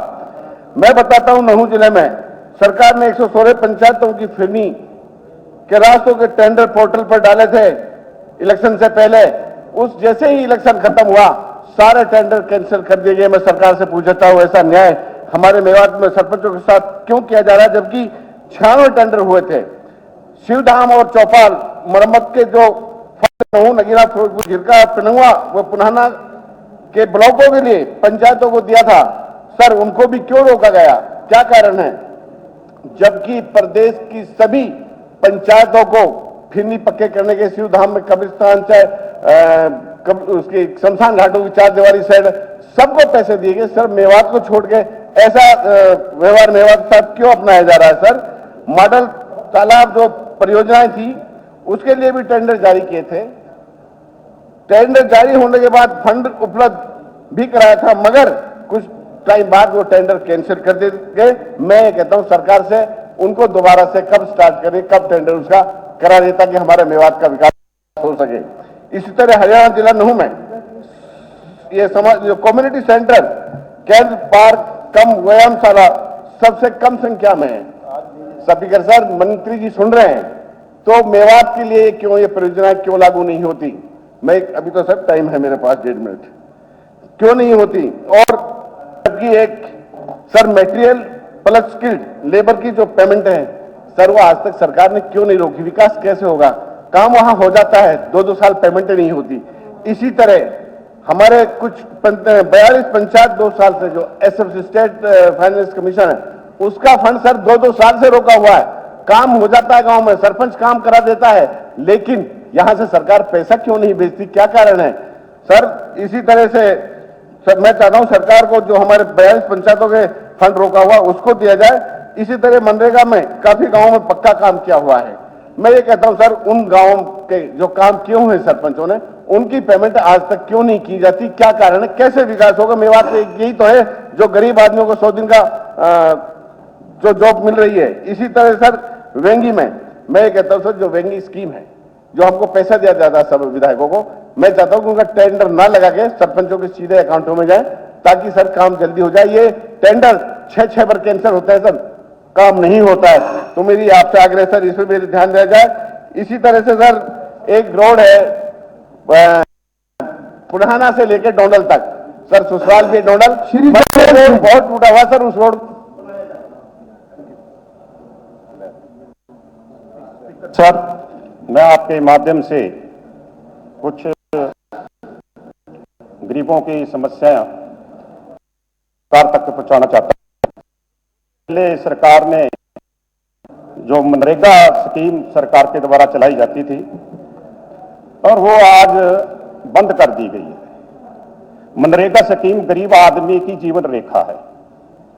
आज प्रदेश के अंदर गरीब आदमी जो अपना जीवन यापन जो है मनरेगा के तहत बहुत सहारा गरीब आदमी को मिलता है और इसलिए ये मनरेगा जो है इसको चालू किया जाए ताकि गरीब आदमी का फायदा हो सके। दूसरी बात है विकलांग पेंशन की। अध्यक्ष जी, प्रदेश के अंदर जो हमारे प्रदेश के अंदर विकलांग हैं 70 से 100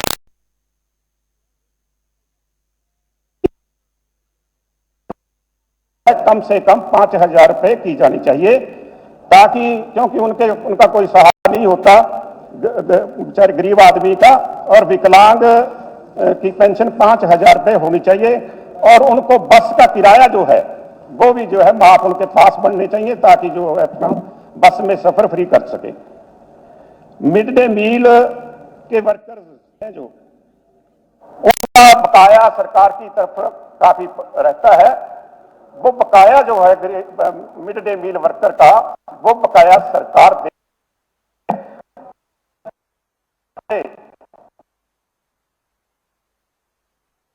वेतन जो है कम से कम जो है मिड डे मील वर्कर चाहिए। इसी तरह निर्माण मजदूर है, इनकी मजदूरी भी जो है बढ़ानी चाहिए क्योंकि आज महंगाई के दौर में हर आदमी को जो है अपना घर चलाना बड़ा मुश्किल है, इसलिए ये जो है निर्माण मजदूरों की भी अपना बढ़ानी चाहिए। ओल्ड पेंशन स्कीम जो है सरकार ने उसको ओल्ड पेंशन स्कीम जो है वो भी लागू करनी चाहिए। अब सरकार द्वारा पिछले दिनों गरीब आदमी को, क्योंकि सरकार बहुत लंबे चौड़े वादे करती है, सरकार द्वारा गरीब आदमियों को 100 गज के प्लाट देने का वादा किया। अब पीछे से लिस्ट आई है एक, हमारे रतिया ब्लॉक के अंदर 3 गांवों के अंदर कमाना, भरपूर और रत्ताखेड़ा। कमाना के अंदर 500 एप्लीकेशन गई और जिसमें सिर्फ 10 ही लोगों के जो है मकान जो प्लाट के लिए मंजूर हुए। रत्ताखेड़ा में 7 हुए, भरपूर में भी 7।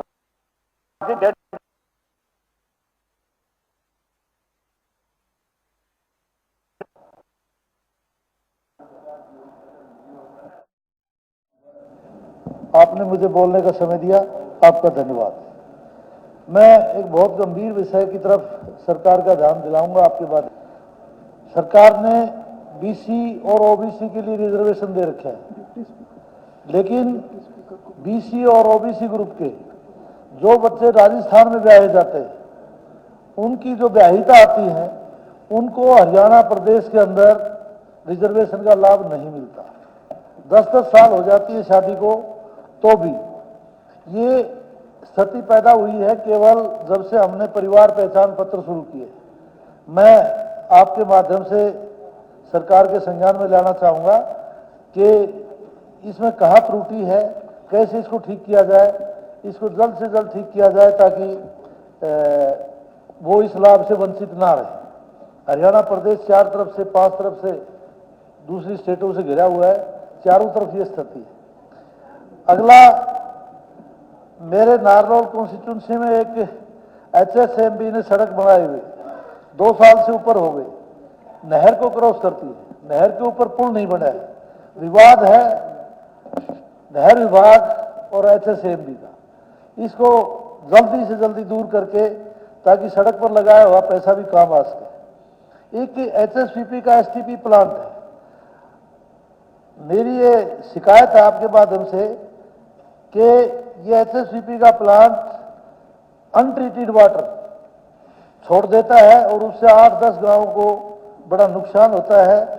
नूनी, शेखपुरा, बड़कोदा, शहरपुर, दुबलाड़ा, खत्रीपुर, सागरपुर, इनके जोड़ लगभग खराब हो चुके हैं वो अनट्रीटेड वाटर जाने से। मैं पिछली बार भी सेशन के अंदर ये बात उठाई थी कि हमारे नारनौल शहर की एक भी कॉलोनी आज तक अप्रूव नहीं हुई है। हरियाणा सरकार ने सभी शहरों की कॉलोनीज को अप्रूव करने का काम किया है, लेकिन नारनौल शहर की एक भी कॉलोनी आज तक अप्रूव नहीं हुई है।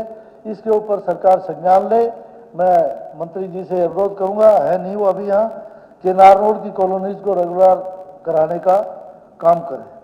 नारनौल शहर के बीच में एक छलक नाला है, छलक नदी कहते थे, अब उसको नाला भी कह देते हैं। तो इसके सौंदर्यीकरण का कार्य सरकार ने किया है, बहुत अच्छा है, लेकिन 200 मीटर का कार्य तो इसके अंदर पेंडिंग रह गया और 300 मीटर इसको और बढ़ाने की आवश्यकता है क्योंकि अब शहर बढ़ गया है। स्वामित्व योजना के तहत भी नारनौल शहर में 10% भी कार्य नहीं हुआ है। सरकार को इस पर भी संज्ञान लेना चाहिए।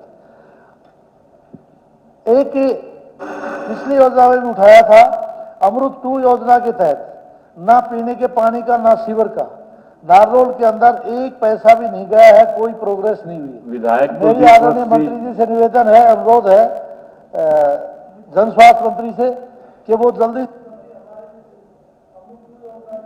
अर्जुन चौटाला जी।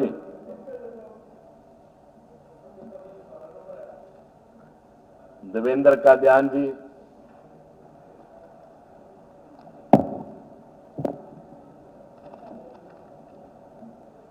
अध्यक्ष जी, कुछ मेरी विधानसभा से संबंधित कुछ कार्य जो मैंने पिछले सेशन में भी दिए थे, जो कि अभी तक इम्प्लीमेंट नहीं हुए हैं, न ही उनकी स्थिति का पता लग रहा है।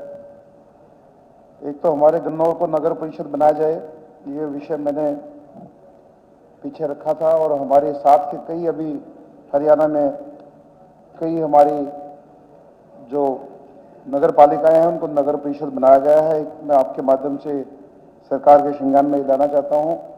दूसरा, हमारा गवर्नमेंट कॉलेज जो काफ़ी दिनों से जिसकी जो भवन बनना है वो अभी हमारा काम रुका हुआ है। बच्चे एक छोटी सी बिल्डिंग में वहाँ पढ़ रहे हैं। बारिश के मौसम में मैं आपको बता नहीं सकता वहाँ के हालात। कई बार मैं वहाँ से निकलता हूँ तो मुझे खुद में महसूस होता है कि हिम्मत नहीं होती वहाँ जाने की, ऐसे हालात हैं। वहाँ को ज़मीन का इशू था हमारे नगर पालिका में, उसका हमने बीच का रास्ता एक निकाला है। हमारे साथ में नगर पालिका के पंचायत है बड़ी, वहाँ पे हमारे पास एक लैंड का टुकड़ा है और हमने पंचायत से उसका प्रपोजल बना के भेजा है। आपके माध्यम से निवेदन है जल्दी से उसको पास करा के और हमारे गवर्नमेंट कॉलेज का जो भवन बनना है उसका काम शुरू किया जाए। दूसरा, हमारे शहर की जो सबसे बड़ी समस्या है स्टॉर्म वाटर, जो बारिश के दिनों पूरा शहर जो तालाब का रूप ले लेता है, उस कार्य की भी जो परिस्थिति है वो पिछले दिनों हमारे पब्लिक हेल्थ डिपार्टमेंट में मंत्री जी बैठे हैं, उसका जिम्मा लिया था और वो काम आगे भी बढ़ रहा है। लेकिन ये बारिश तो जैसे तैसे निकल गई, लेकिन मैं चाहता हूँ इस काम में तीव्रता लाई जाए और जल्दी से ये काम कराया जाए। एक हमारा विषय गन्नौर शहर के बाईपास को लेके था, क्योंकि गन्नौर में हमारी सरकार ने, भारत सरकार ने लगभग 2,500 करोड़ की लागत से हॉर्टिकल्चर मंडी तैयार, लगभग इस वजह से समस्या रहती है। मंडी शहर के बीच में होने की वजह से भी जाम की स्थिति रहती है। पिछले दिनों असेंबली की मीटिंग में बाईपास का जो हमारा प्रपोजल था उस पर सुनवाई नहीं हो पाई, उसका बजट जा। मैं अध्यक्ष जी आपके माध्यम से सरकार से निवेदन करना चाहता हूं, गन्नौर में बाईपास की जरूरत बहुत अत्यंत जरूरत है, इसलिए जो भी रास्ता उसका निकले, वो चाहे PWD से हो, जो भी रास्ता निकले बाईपास का, मेरा निवेदन रहेगा। दूसरा, एक हमारा गवर्नमेंट हॉस्पिटल है जो अपग्रेड हुआ था, उसकी भी बिल्डिंग का काम अब तक शुरू नहीं हुआ है। कुछ ट्रेनें जो मैंने पीछे लिख के दिया था, वो ट्रेन का ठहराव, एक गीता जयंती बहुत जरूरी ट्रेन है, आपके माध्यम से निवेदन है कि हमारी उस ट्रेन का भी ठहराव गन्नौर में किया जाए। धन्यवाद। श्री उमेश सिंह जी। धन्यवाद स्पीकर महोदय। स्पीकर महोदय, हमारे बाढ़ हल्के में किसानों की संख्या ज्यादा है, खेती पर लोग निर्भर हैं और पीछे किसान धरने पर भी बैठे थे। 2023 में खरीफ की फसल में बीमा क्लेम में अनियमितताएं पाएगी। मेरा सरकार से अनुरोध है इसकी गहनता से जांच कराई जाए और जो मुआवजा 2023 का पेंडिंग है वो किसानों को दिलवाने का काम करें। 2018 में बारडा विधानसभा के गसोला में सीएम अनाउंसमेंट में मेडिकल कॉलेज की घोषणा हुई थी। मैं आपके माध्यम से मुख्यमंत्री जी से और स्वास्थ्य मंत्री जी से अनुरोध करूंगा उसको भी शीघ्र शुरू करवाया जाए। हमारे यहां पहाड़ ज्यादा है और माइनिंग काफी है, क्रैशर जोन ज्यादा है। क्रैशर जोन को भी बाकी उद्योगों की तरह उद्योग का दर्जा दिया जाए ताकि उनको भी वो सुविधा मिल सके। स्पीकर महोदय, बहुत से पोल बीच में आ गए हैं जिससे एक्सीडेंट का खतरा बना रहता है। मैं आज बिजली मंत्री जी नहीं, आपके माध्यम से अनुरोध करूंगा उन पोलों को भी सरकार हटवाने का काम करे और तार खेतों में काफी नीचे हैं और पुराने तार हैं, वो रोज रोज टूटने से बड़े बड़े हादसे होते हैं। उसको ध्यान में रखते हुए मेरी गुजारिश यह है कि उन तारों को बदलवाने का काम करें।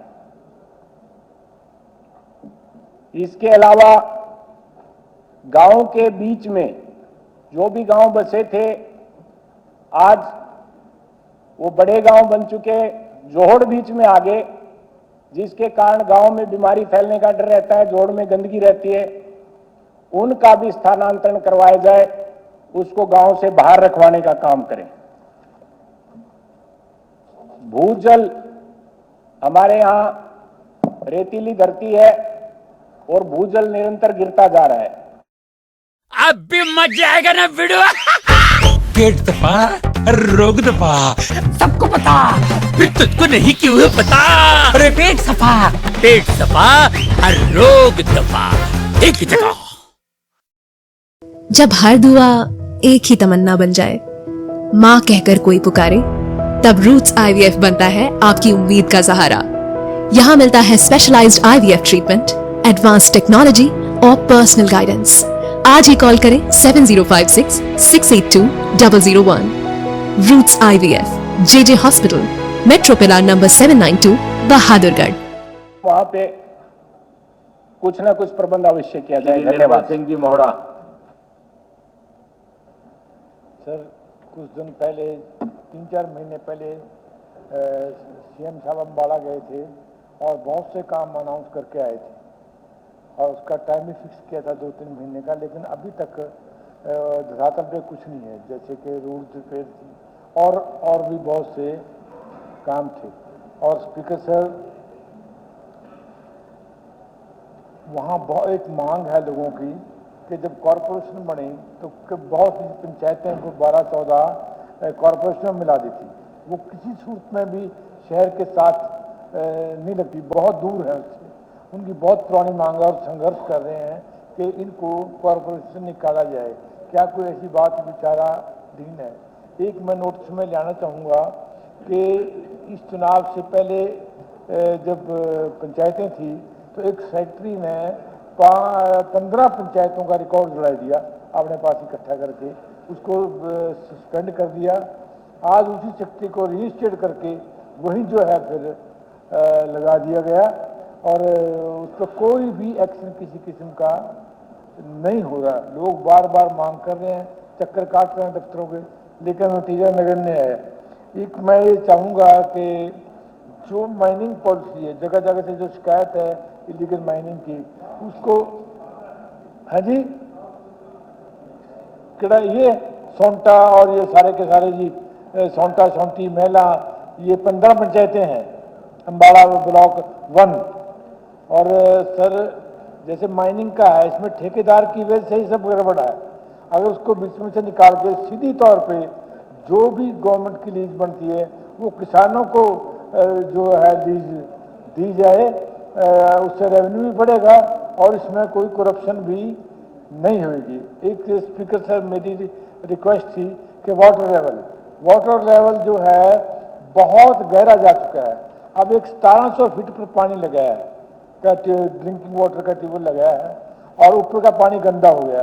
जैसे दौद पर, बुडुंग पर जैसे गांवों में कैंसर की शिकायत बहुत आई और 1700 फीट से तो 50 लाख में भी ट्यूब नहीं लगता, उससे तो पीना पानी बहुत मुश्किल होगा।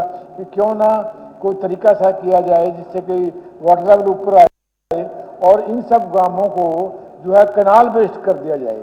कहीं कहीं और काफ़ी जगह 80% में तो नया पानी है, तो उसके साथ जोड़ दिया जाए। धन्यवाद।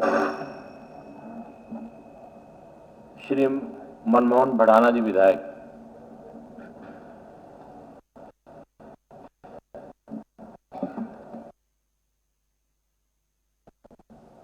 मैं आज आपके माध्यम से सरकार और सदन के लिए एक बहुत ही महत्वपूर्ण विषय पर एक प्रकाश डालना चाहता हूं। माननीय अध्यक्ष जी, हमारा प्रदेश हम सब जानते हैं, हमारा देश भी एक किसान प्रधान देश है। 70% से ज़्यादा आबादी खेती के काम में लगी हुई है और एक की व्यथा मुझे लगता है मेरे जितने भी यहाँ साथी बैठे हैं सभी अधिकतर समझते होंगे कि किस तरह से जनवरी के महीने में जब हम लोग 4 डिग्री 5 डिग्री के टेम्परेचर में अपने कमरे से बाहर नहीं निकलते, हमारे देश का किसान वहाँ पे जो है पानी देने जा रहा होता है अपनी फसल में। इसी तरह से गर्मियों में किस तरह से वो कटाई करता है और कितनी परेशानियों से वो जूझकर जो है अपना गुजर बसर करता है। तो उसी विषय में मैं सरकार का ध्यान, बहुत ही एक महत्वपूर्ण विषय है, उस पर डालना चाहता हूं। हमारी सरकार ने पिछले साल एक बहुत ही अच्छा फैसला लिया जिसमें Haryana village Commons land regulation act के तहत 500 गज तक की जो भूमि पंचायत में थी उसका रजिस्ट्रेशन कराने का एक जो आदेश पारित किया। जिस लोगों ने 20 साल से वहां पे रह रहे थे, कब्जा था, उसको जो है उनको देने का जो है प्रावधान जो है सरकार लेकर आई। लेकिन ऐसा ही प्रावधान मैं चाहता हूं कि ऐसी बहुत सारी शामलात देह की भूमि है जहां पर हमारे प्रदेश के किसान वहां पे 50 साल से खेती कर रहे हैं।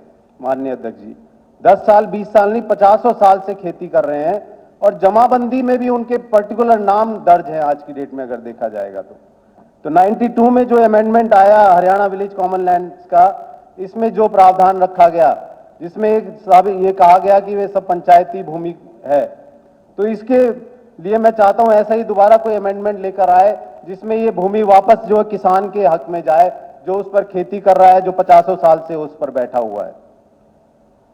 हालांकि ये अमेंडमेंट को सुप्रीम कोर्ट में भी चैलेंज किया, लेकिन एक बहुत ही इसमें महत्वपूर्ण विषय ये है कि सुप्रीम कोर्ट ने इस बात पर प्रकाश नहीं डाला कि वो लैंड जो कॉमन पर्पस के लिए पूरे विलेज के लिए इस्तेमाल नहीं हो रही है उसका क्या किया जाए।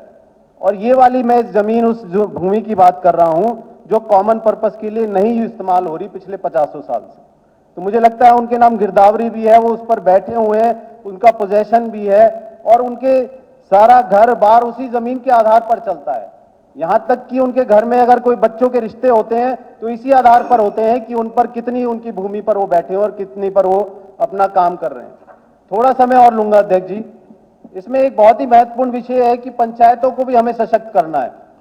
ये भूमि पंचायतों को जानी चाहिए ताकि उनका जो है उनका फाइनेंस बढ़ सके, कुछ काम गांव में काम कर सके। तो इसका दूसरा तरीका भी एक मैं सुझाव देना चाहता हूं कि ऐसी शामलात भूमि जो जिस गांव में है अगर उसका रजिस्ट्रेशन की अनुमति मिल जाए, सरकार ऐसा प्रावधान लाए, ऐसा लॉ लाए, तो उसकी जो स्टैंप ड्यूटी है वो स्टैंप ड्यूटी उस पंचायत के खाते में जाए और उस पंचायत के खाते में जाकर उसकी एफडी कराई जाए और उसका इंटरेस्ट, मात्र इंटरेस्ट जो है वो हर साल उसके डेवलपमेंट के कार्य यूज।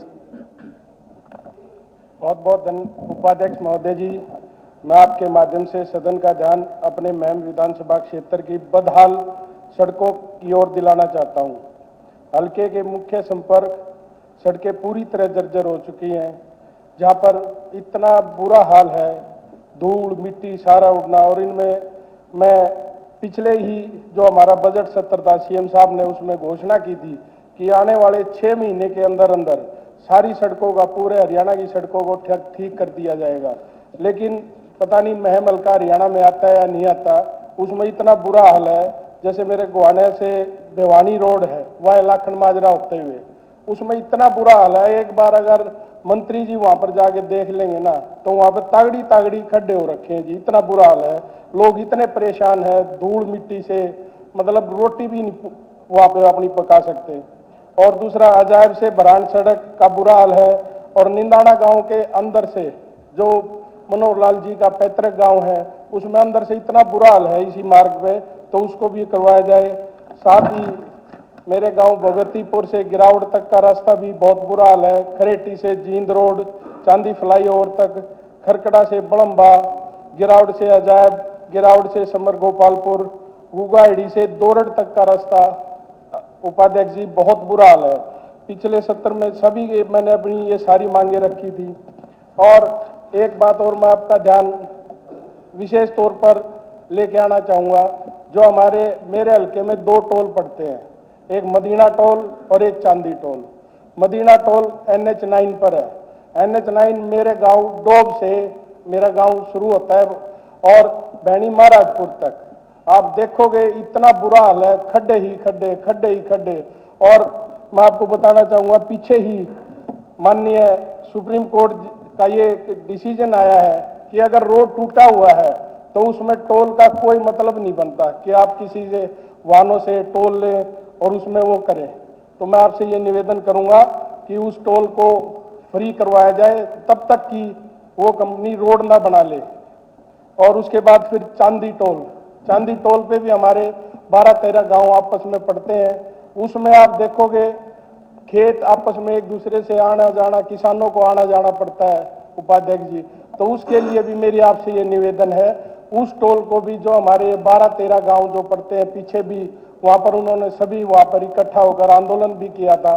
तो मेरा आपसे ये निवेदन है आपके माध्यम से सरकार से कि उस टोल को भी आप फ्री करवाया जाए।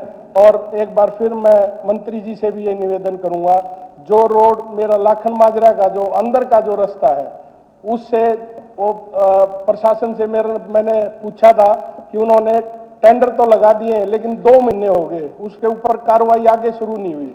तो मंत्री जी यहाँ पे बैठे हैं, मैं उनसे इस बात का खास तौर पर निवेदन करूंगा, जो मेरे लाखन माजरा का 1.5 किलोमीटर का रास्ता है उसको पहले बनवाया जाए। बहुत बहुत धन्यवाद। डॉक्टर रघुवीर Kadiyan ji. Thank you deputy speaker sir. जैसा डिप्टी स्पीकर सर, पूरे प्रदेश में जल भराव की बड़ी भारी समस्या है और उसी कड़ी में जो बेरी हल्के के बाढ़ प्रभावित क्षेत्र है, ये में गांव वाइज जो है जो रकबा है उसका दहकोरा गांव मेरा 100 एकड़, रोद 200 एकड़, आसंडा 160 एकड़, खरहर में 150 एकड़, मातड़ में 50 एकड़, सिलोटी 60 एकड़, दाबोदा खुर्द 140 एकड़, खरमान 50 एकड़, छुडानी 400 एकड़, सारा 400 एकड़, बम्बेवा 70 एकड़, दिमाना 65 एकड़, बरहाना मिलवान 65 एकड़, बरहाना गुगना 250 एकड़, छोची 75 एकड़, मदाना खुर्द 200 एकड़, मदाना कला 150, लकड़िया 15 एकड़, गानकान 100 एकड़, डीगल 500 एकड़, दुजाना 300 एकड़, धोड़ 200 एकड़, बिसान 250 एकड़, बाकरा 250 एकड़, जहाना जो है 1500 एकड़, चीमनी 250 एकड़, बेरी बैठन 50 एकड़, पलड़ा 100 एकड़, MP माजरा 200 एकड़, झाजगढ़ 450 एकड़, अछेज 80 एकड़, पहाड़ीपुर 250 एकड़, गोदड़ी 500 एकड़, सफीपुर 300 एकड़, मलकपुर 350 एकड़, माजरा दुबलदन 250 एकड़, दुबलदन जिक्यान किरमान भी ध्यान 700 एकड़। ये मेरे हल्के की 9000 एकड़ जमीन जो है ना जी वो डूबी हुई है। जो पहली फसल उन्होंने जो बोई थी पैडी की वो बर्बाद हो चुकी। तो मेरा निवेदन है कि इसका पानी जल्दी से जल्दी निकाला जाए ताकि अगली फसल की बुआई हो जाए और इसका जो स्पेशल गिरदावरी करके इसका मुआवजा जो है वो मिलना चाहिए। इसके साथ साथ बेरी हल्के के तकरीबन गांव में गलियों में भी जल भराव की स्थिति है वो दूर करी जाए। और 52 पंचायतें हैं डिप्टी स्पीकर सर और एक कमेटी है, इनके एस्टीमेट आए हुए हैं 1 साल से, कोई पैसा किसी गांव में नहीं गया। तो मेरा आपके माध्यम से सरकार से निवेदन है कि ये जो एस्टीमेट आए हैं सरपंच के कमेटी के चेयरमैन के, ये एस्टीमेट पास करके भिजवाए जाएं ताकि सबका साथ सबका विकास जो आपका नारा है वो जो है फलीभूत हो। और इसके साथ 52 गांवों की जो जी खेतों के रास्ते हैं वो मैंने पिछली बार भी उठाया था, बड़ी भारी समस्या है, तो वो जो है पक्के करवाए जाएं, ये मेरी मांग है। इस भाई तो 240 हुए हैं जी। और जो दलित समाज की जो चौपालें पूरे हल्के में, मतलब चाहे वाल्मीकि समाज की हैं और रविदासिया समाज की हैं या कबीरदासिया की, इस तरह से कुम्हार समाज, ये चौपालें जो है जी तकरीबन जो है वो काफ़ी जीर्ण शीर्ण अवस्था में है। तो इनका एक में पहले भी ये बात आई थी जी, मुख्यमंत्री जी जो है घोषणा करके आए थे कि बेरी में कॉलेज बनेगा 2016, 9 साल हो गए। मतलब कोई तो कथनी करनी में कहीं ना कहीं तो हैं 9 साल ज़्यादा हो गए, 9 साल इंतजार और कर लो। 9 साल में सुन नहीं तो जी जाएंगे जी, अब तो जल्दी जाएंगे। तो एक हमारे बेरी के और डीगल गांव की जो लड़कियों के कॉलेज की है, ये हमारी मांग पूरी करी जाए। विधायक प्रमोद विज जी। धन्यवाद उपाध्यक्ष जी। पानीपत हम सब जानते हैं इंडस्ट्रियल टाउन और बहुत ज़्यादा पॉपुलेशन है और प्लस इसमें माइग्रेटेड लेबर बहुत है। समस्याएं अपनी है लेकिन उनका हल भी है। मैं मुख्यमंत्री माननीय नायब सिंह सैनी जी का और पूर्व मुख्यमंत्री आदरणीय मनोहर लाल जी का बहुत धन्यवाद करना चाहूँगा कि पानीपत में उन्होंने जिस तरह से विकास की झड़ी लगाई, आज पानीपत के अंदर मैं आपको बताना चाहूँगा कि indoor stadium, auditorium, fire station, बड़े बड़े स्कूल, सभी जो मुख्य मार्ग हैं 4 लेनिंग उसकी हो रही है। बहुत सारे अंडरपास बन रहे हैं और साथ ही साथ बहुत सारे रेलवे ओवर ब्रिजेज भी हमारे यहाँ निर्माणाधीन है। बहुत बड़ा मदर एंड चाइल्ड हॉस्पिटल बन रहा है और हमने बहुत सारे कम्युनिटी हॉल भी बनाए हैं और खास करके अब जीटी रोड का निर्माण भी जो है वाइडनिंग चल रही है। समस्याएं थी उनका हल भी दिया सरकार ने, लेकिन अभी भी कुछ ऐसी डिमांड्स हैं जिसका मैं आपके माध्यम से सरकार का ध्यान दिलवाना चाहूँगा। हमारे कुछ प्रोजेक्ट है जो सीएम साहब ने ऑलरेडी अनाउंसमेंट उसकी की हुई है, उसमें जो गति पकड़ने की बात है उसको तेजी से करने का। कुछ सीवरेज सिस्टम है हमारे HSVP के सेक्टर 11-12 में, बिशन स्वरूप कॉलोनी के अंदर सीवरेज सिस्टम में और स्ट्रॉन्ग वाटर सिस्टम में उसकी अनाउंसमेंट हुई है। हमारा एक रेन्यूअल प्रोजेक्ट है पानीपत के लिए, लगभग ये 1300 करोड़ रुपए का प्रोजेक्ट है जो सीएम अनाउंसमेंट के अंदर है।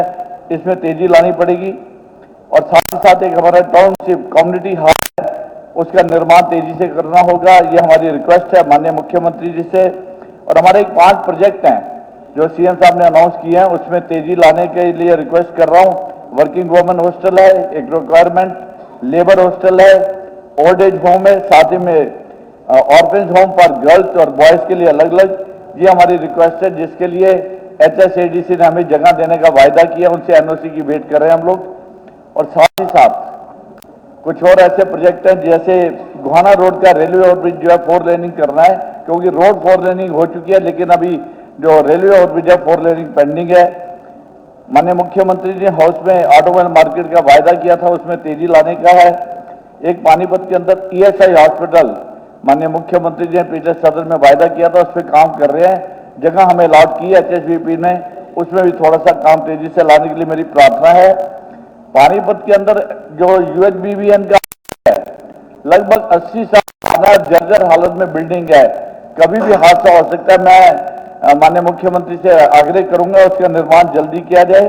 और एक पानीपत के अंदर जो कि GT रोड पे बहुत रश है, हमारी एक रिक्वेस्ट है कि एक बेंच केयर हमें HSVP के सेक्टर में दे दिया जाए। पानीपत बीइंग इंडस्ट्रियल टाउन, वहाँ पे एक रिक्वेस्ट है कि टेक्सटाइल यूनिवर्सिटी हमें दी जाए ताकि वहाँ के बच्चे वहीं से ग्रेजुएट होके उनको काम भी मिलेगा। और एक पानीपत के लिए घोषणा के अंदर 250 करोड़ रुपए का प्रावधान है एग्जीबिशन हॉल के लिए। इसके लिए मेरी प्रार्थना है कि इस काम को जल्दी किया जाए। विधायक चंद्र प्रकाश जी। ट्रेन नंबर 1 के लिए भी काम जितनी जल्दी। धन्यवाद अध्यक्ष जी। हमारे आदमपुर के अभी जो पीछे बारिश हुई थी वहाँ और ड्रेन के ओवरफ्लो होने की वजह से बहुत से गांव में खड़ी फसलें बर्बाद हुई हैं। ये गांव है आर्यनगर, पातन, सीसवाल, कोहली, लाडवी, दड़ोली, चूली खुर्द, चूली कलां, चूली बागड़ियान, बालसमंद, सदलपुर, किशनगढ़ और खारा बरवाला। इन फसलों का किसानों को मुआवजा दिया जाए और जो आबादी के साथ लगते हुए गांव है वहाँ पे ड्रेन की लाइनिंग की जाए।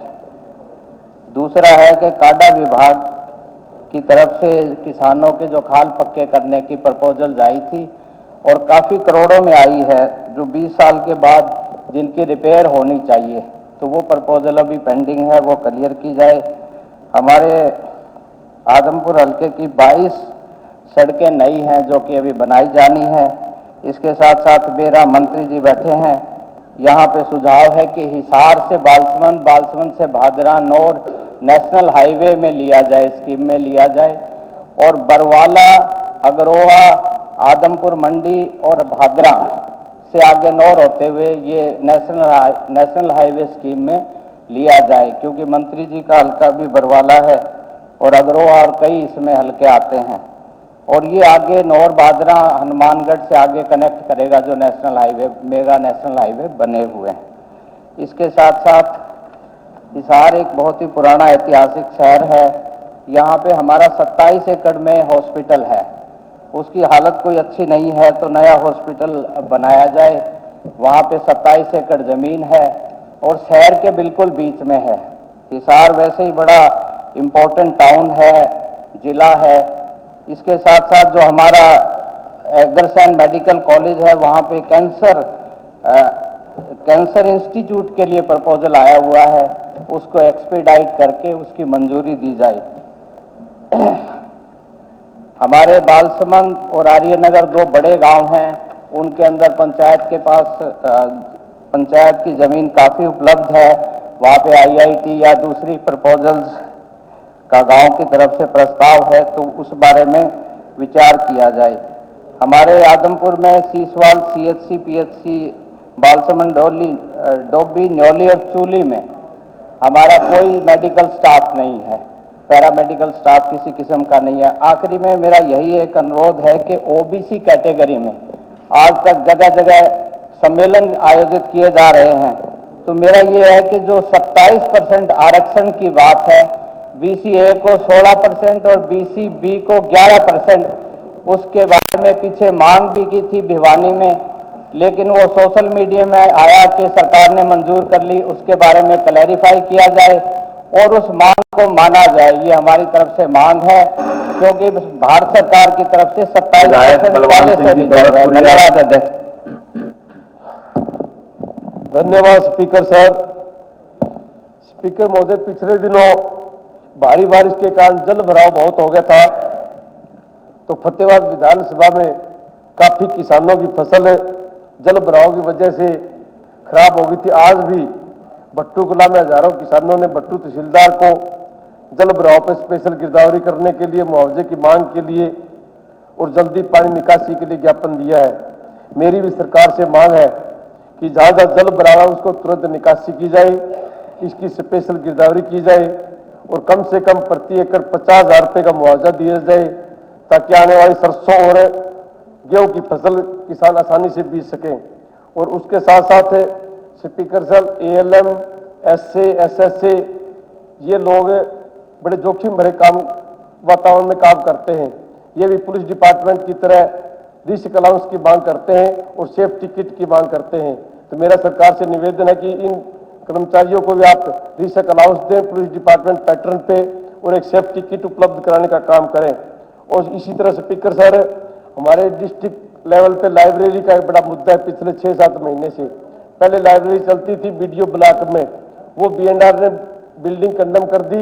उसके बाद फतेहाबाद उपायुक्त ने उसको शिफ्ट कर दिया बस स्टैंड के ऊपर। बस स्टैंड फतेहाबाद से 5 किलोमीटर दूर है, बच्चे वहां पे जा नहीं सकते। फिर जब लाइब्रेरी बचाओ संघर्ष समिति के सदस्यों ने संघर्ष किया तो उस लाइब्रेरी को वहां से शिफ्ट करके बाल भवन में कर दिया। वहां पे पहले चिल्ड्रन लाइब्रेरी चल रही है ना, तो पहले वाली लाइब्रेरी वहां पे ठीक चल रही, चिल्ड्रन लाइब्रेरी शिफ्ट होगी। अब किताबें तो पड़ी है बस स्टैंड पे और लाइब्रेरी चल रही है बाल भवन में। मेरा सरकार से निवेदन है कि लाइब्रेरी बचाओ संघर्ष समिति के पदाधिकारी और प्रशासन की एक कमेटी बना दी जाए, जो स्ट्रांगली रिकमेंडेड करें उस जगह पे लाइब्रेरी खुलनी चाहिए। और मेरा सुझाव है सरकार को, पुराने बस स्टैंड पे पंचायत घर है, वहां पे 2 हाल बहुत बड़े बड़े हैं, वो हाल खाली पड़े हैं। वहां पे सरकार को जब तक नई बिल्डिंग ना बने जिला स्तरीय लाइब्रेरी वहां पे चलानी चाहिए, ताकि गरीब घरों के बच्चे जो वहां पे अपनी प्रैक्टिस करने आते हैं। लाइब्रेरी में स्पीकर सर, कोई धरना सेठों का बच्चा प्रैक्टिस करने नहीं आता, मध्यम वर्गीय और निम्न स्तर के बच्चे आते हैं। उनकी सुविधा के लिए सरकार को संवेदनशीलता दिखाते हुए डिस्ट्रिक्ट स्तर की लाइब्रेरी पंचायत घर में शुरू करनी चाहिए। और उसी तरह से हमारे यहाँ पे कॉलेज है जो एक हायर एजुकेशन की डाइट बिल्डिंग है, उसके अंदर चल रहा है। लेकिन स्पीकर सर, बड़े ताजुब की बात है, वहां पे 11 सब्जेक्ट है और सिर्फ 4 सब्जेक्ट के वहां पे लेक्चरर है। और इससे भी बड़ी दुर्भाग्य की बात है कि 2 साल हो गए कॉलेज मंजूर हुए, फाइनेंस डिपार्टमेंट अभी तक वहां पे पोस्ट भी सैंक्शन नहीं किए। वहां पे सिर्फ आपका हायर एजुकेशन डिपार्टमेंट और डेपुटेशन भेज सकता है शिक्षक। एक तो फाइनेंस डिपार्टमेंट से पोस्ट सैंक्शन की जाए और वहां पे टीचर पूरे की जाए, ताकि वो बच्चे अपनी शिक्षा और दीक्षा अच्छे तरीके से ले सके। धन्यवाद। विधायक पूजा जी।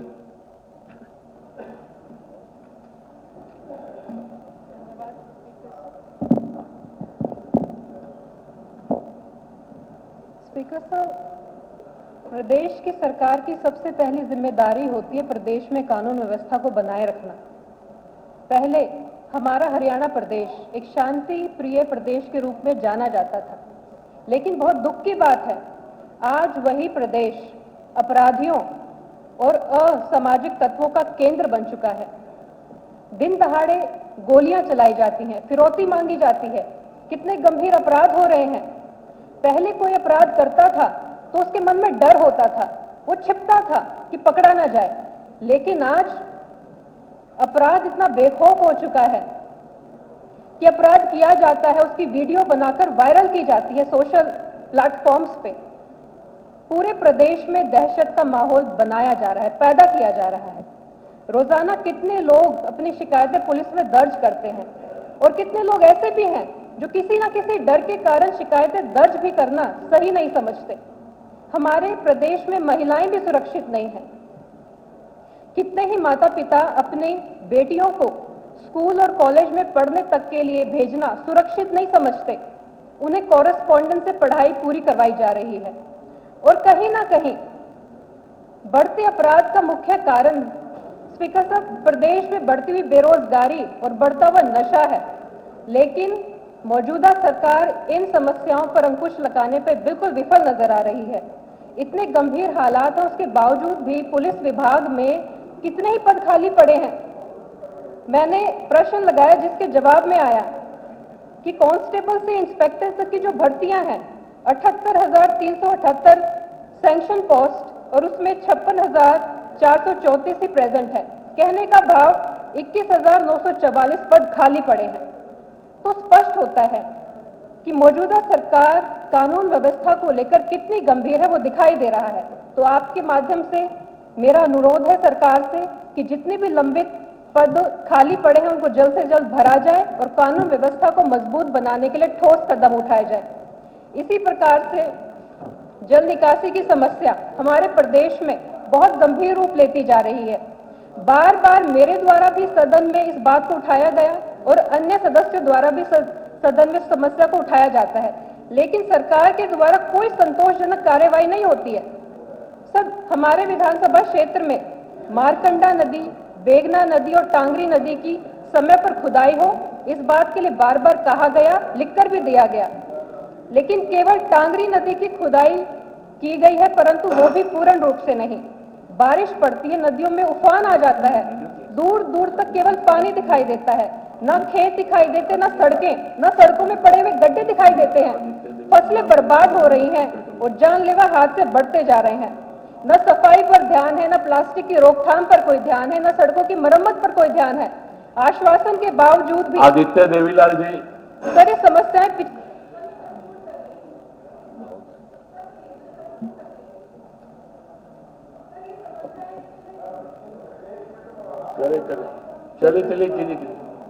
सर, आपके माध्यम से मैं कहना चाहती हूँ, फ्लड कंट्रोल की सालाना मीटिंग होती है जिसमें स्कीम अप्रूव की जाती है, लेकिन उनको पूर्ण रूप से पूरा नहीं किया जाता। तो मेरा सरकार से निवेदन है कि इन समस्याओं का संज्ञान ले, सुनियोजित तरीके से और समयबद्ध तरीके से इनका ठोस कदम उठा के समाधान किया जाए। Sir, Shivalik board development board के तहत भी कितने ही विकास कार्यों की लिस्ट भेजी जा चुकी है, लेकिन वो अभी तक अप्रूव नहीं की गई है। तो मेरा ये भी निवेदन है सर, इस लिस्ट को अप्रूव किया जाए ताकि जो विकास कार्य हैं वो पूरे किए जा सके समय पर।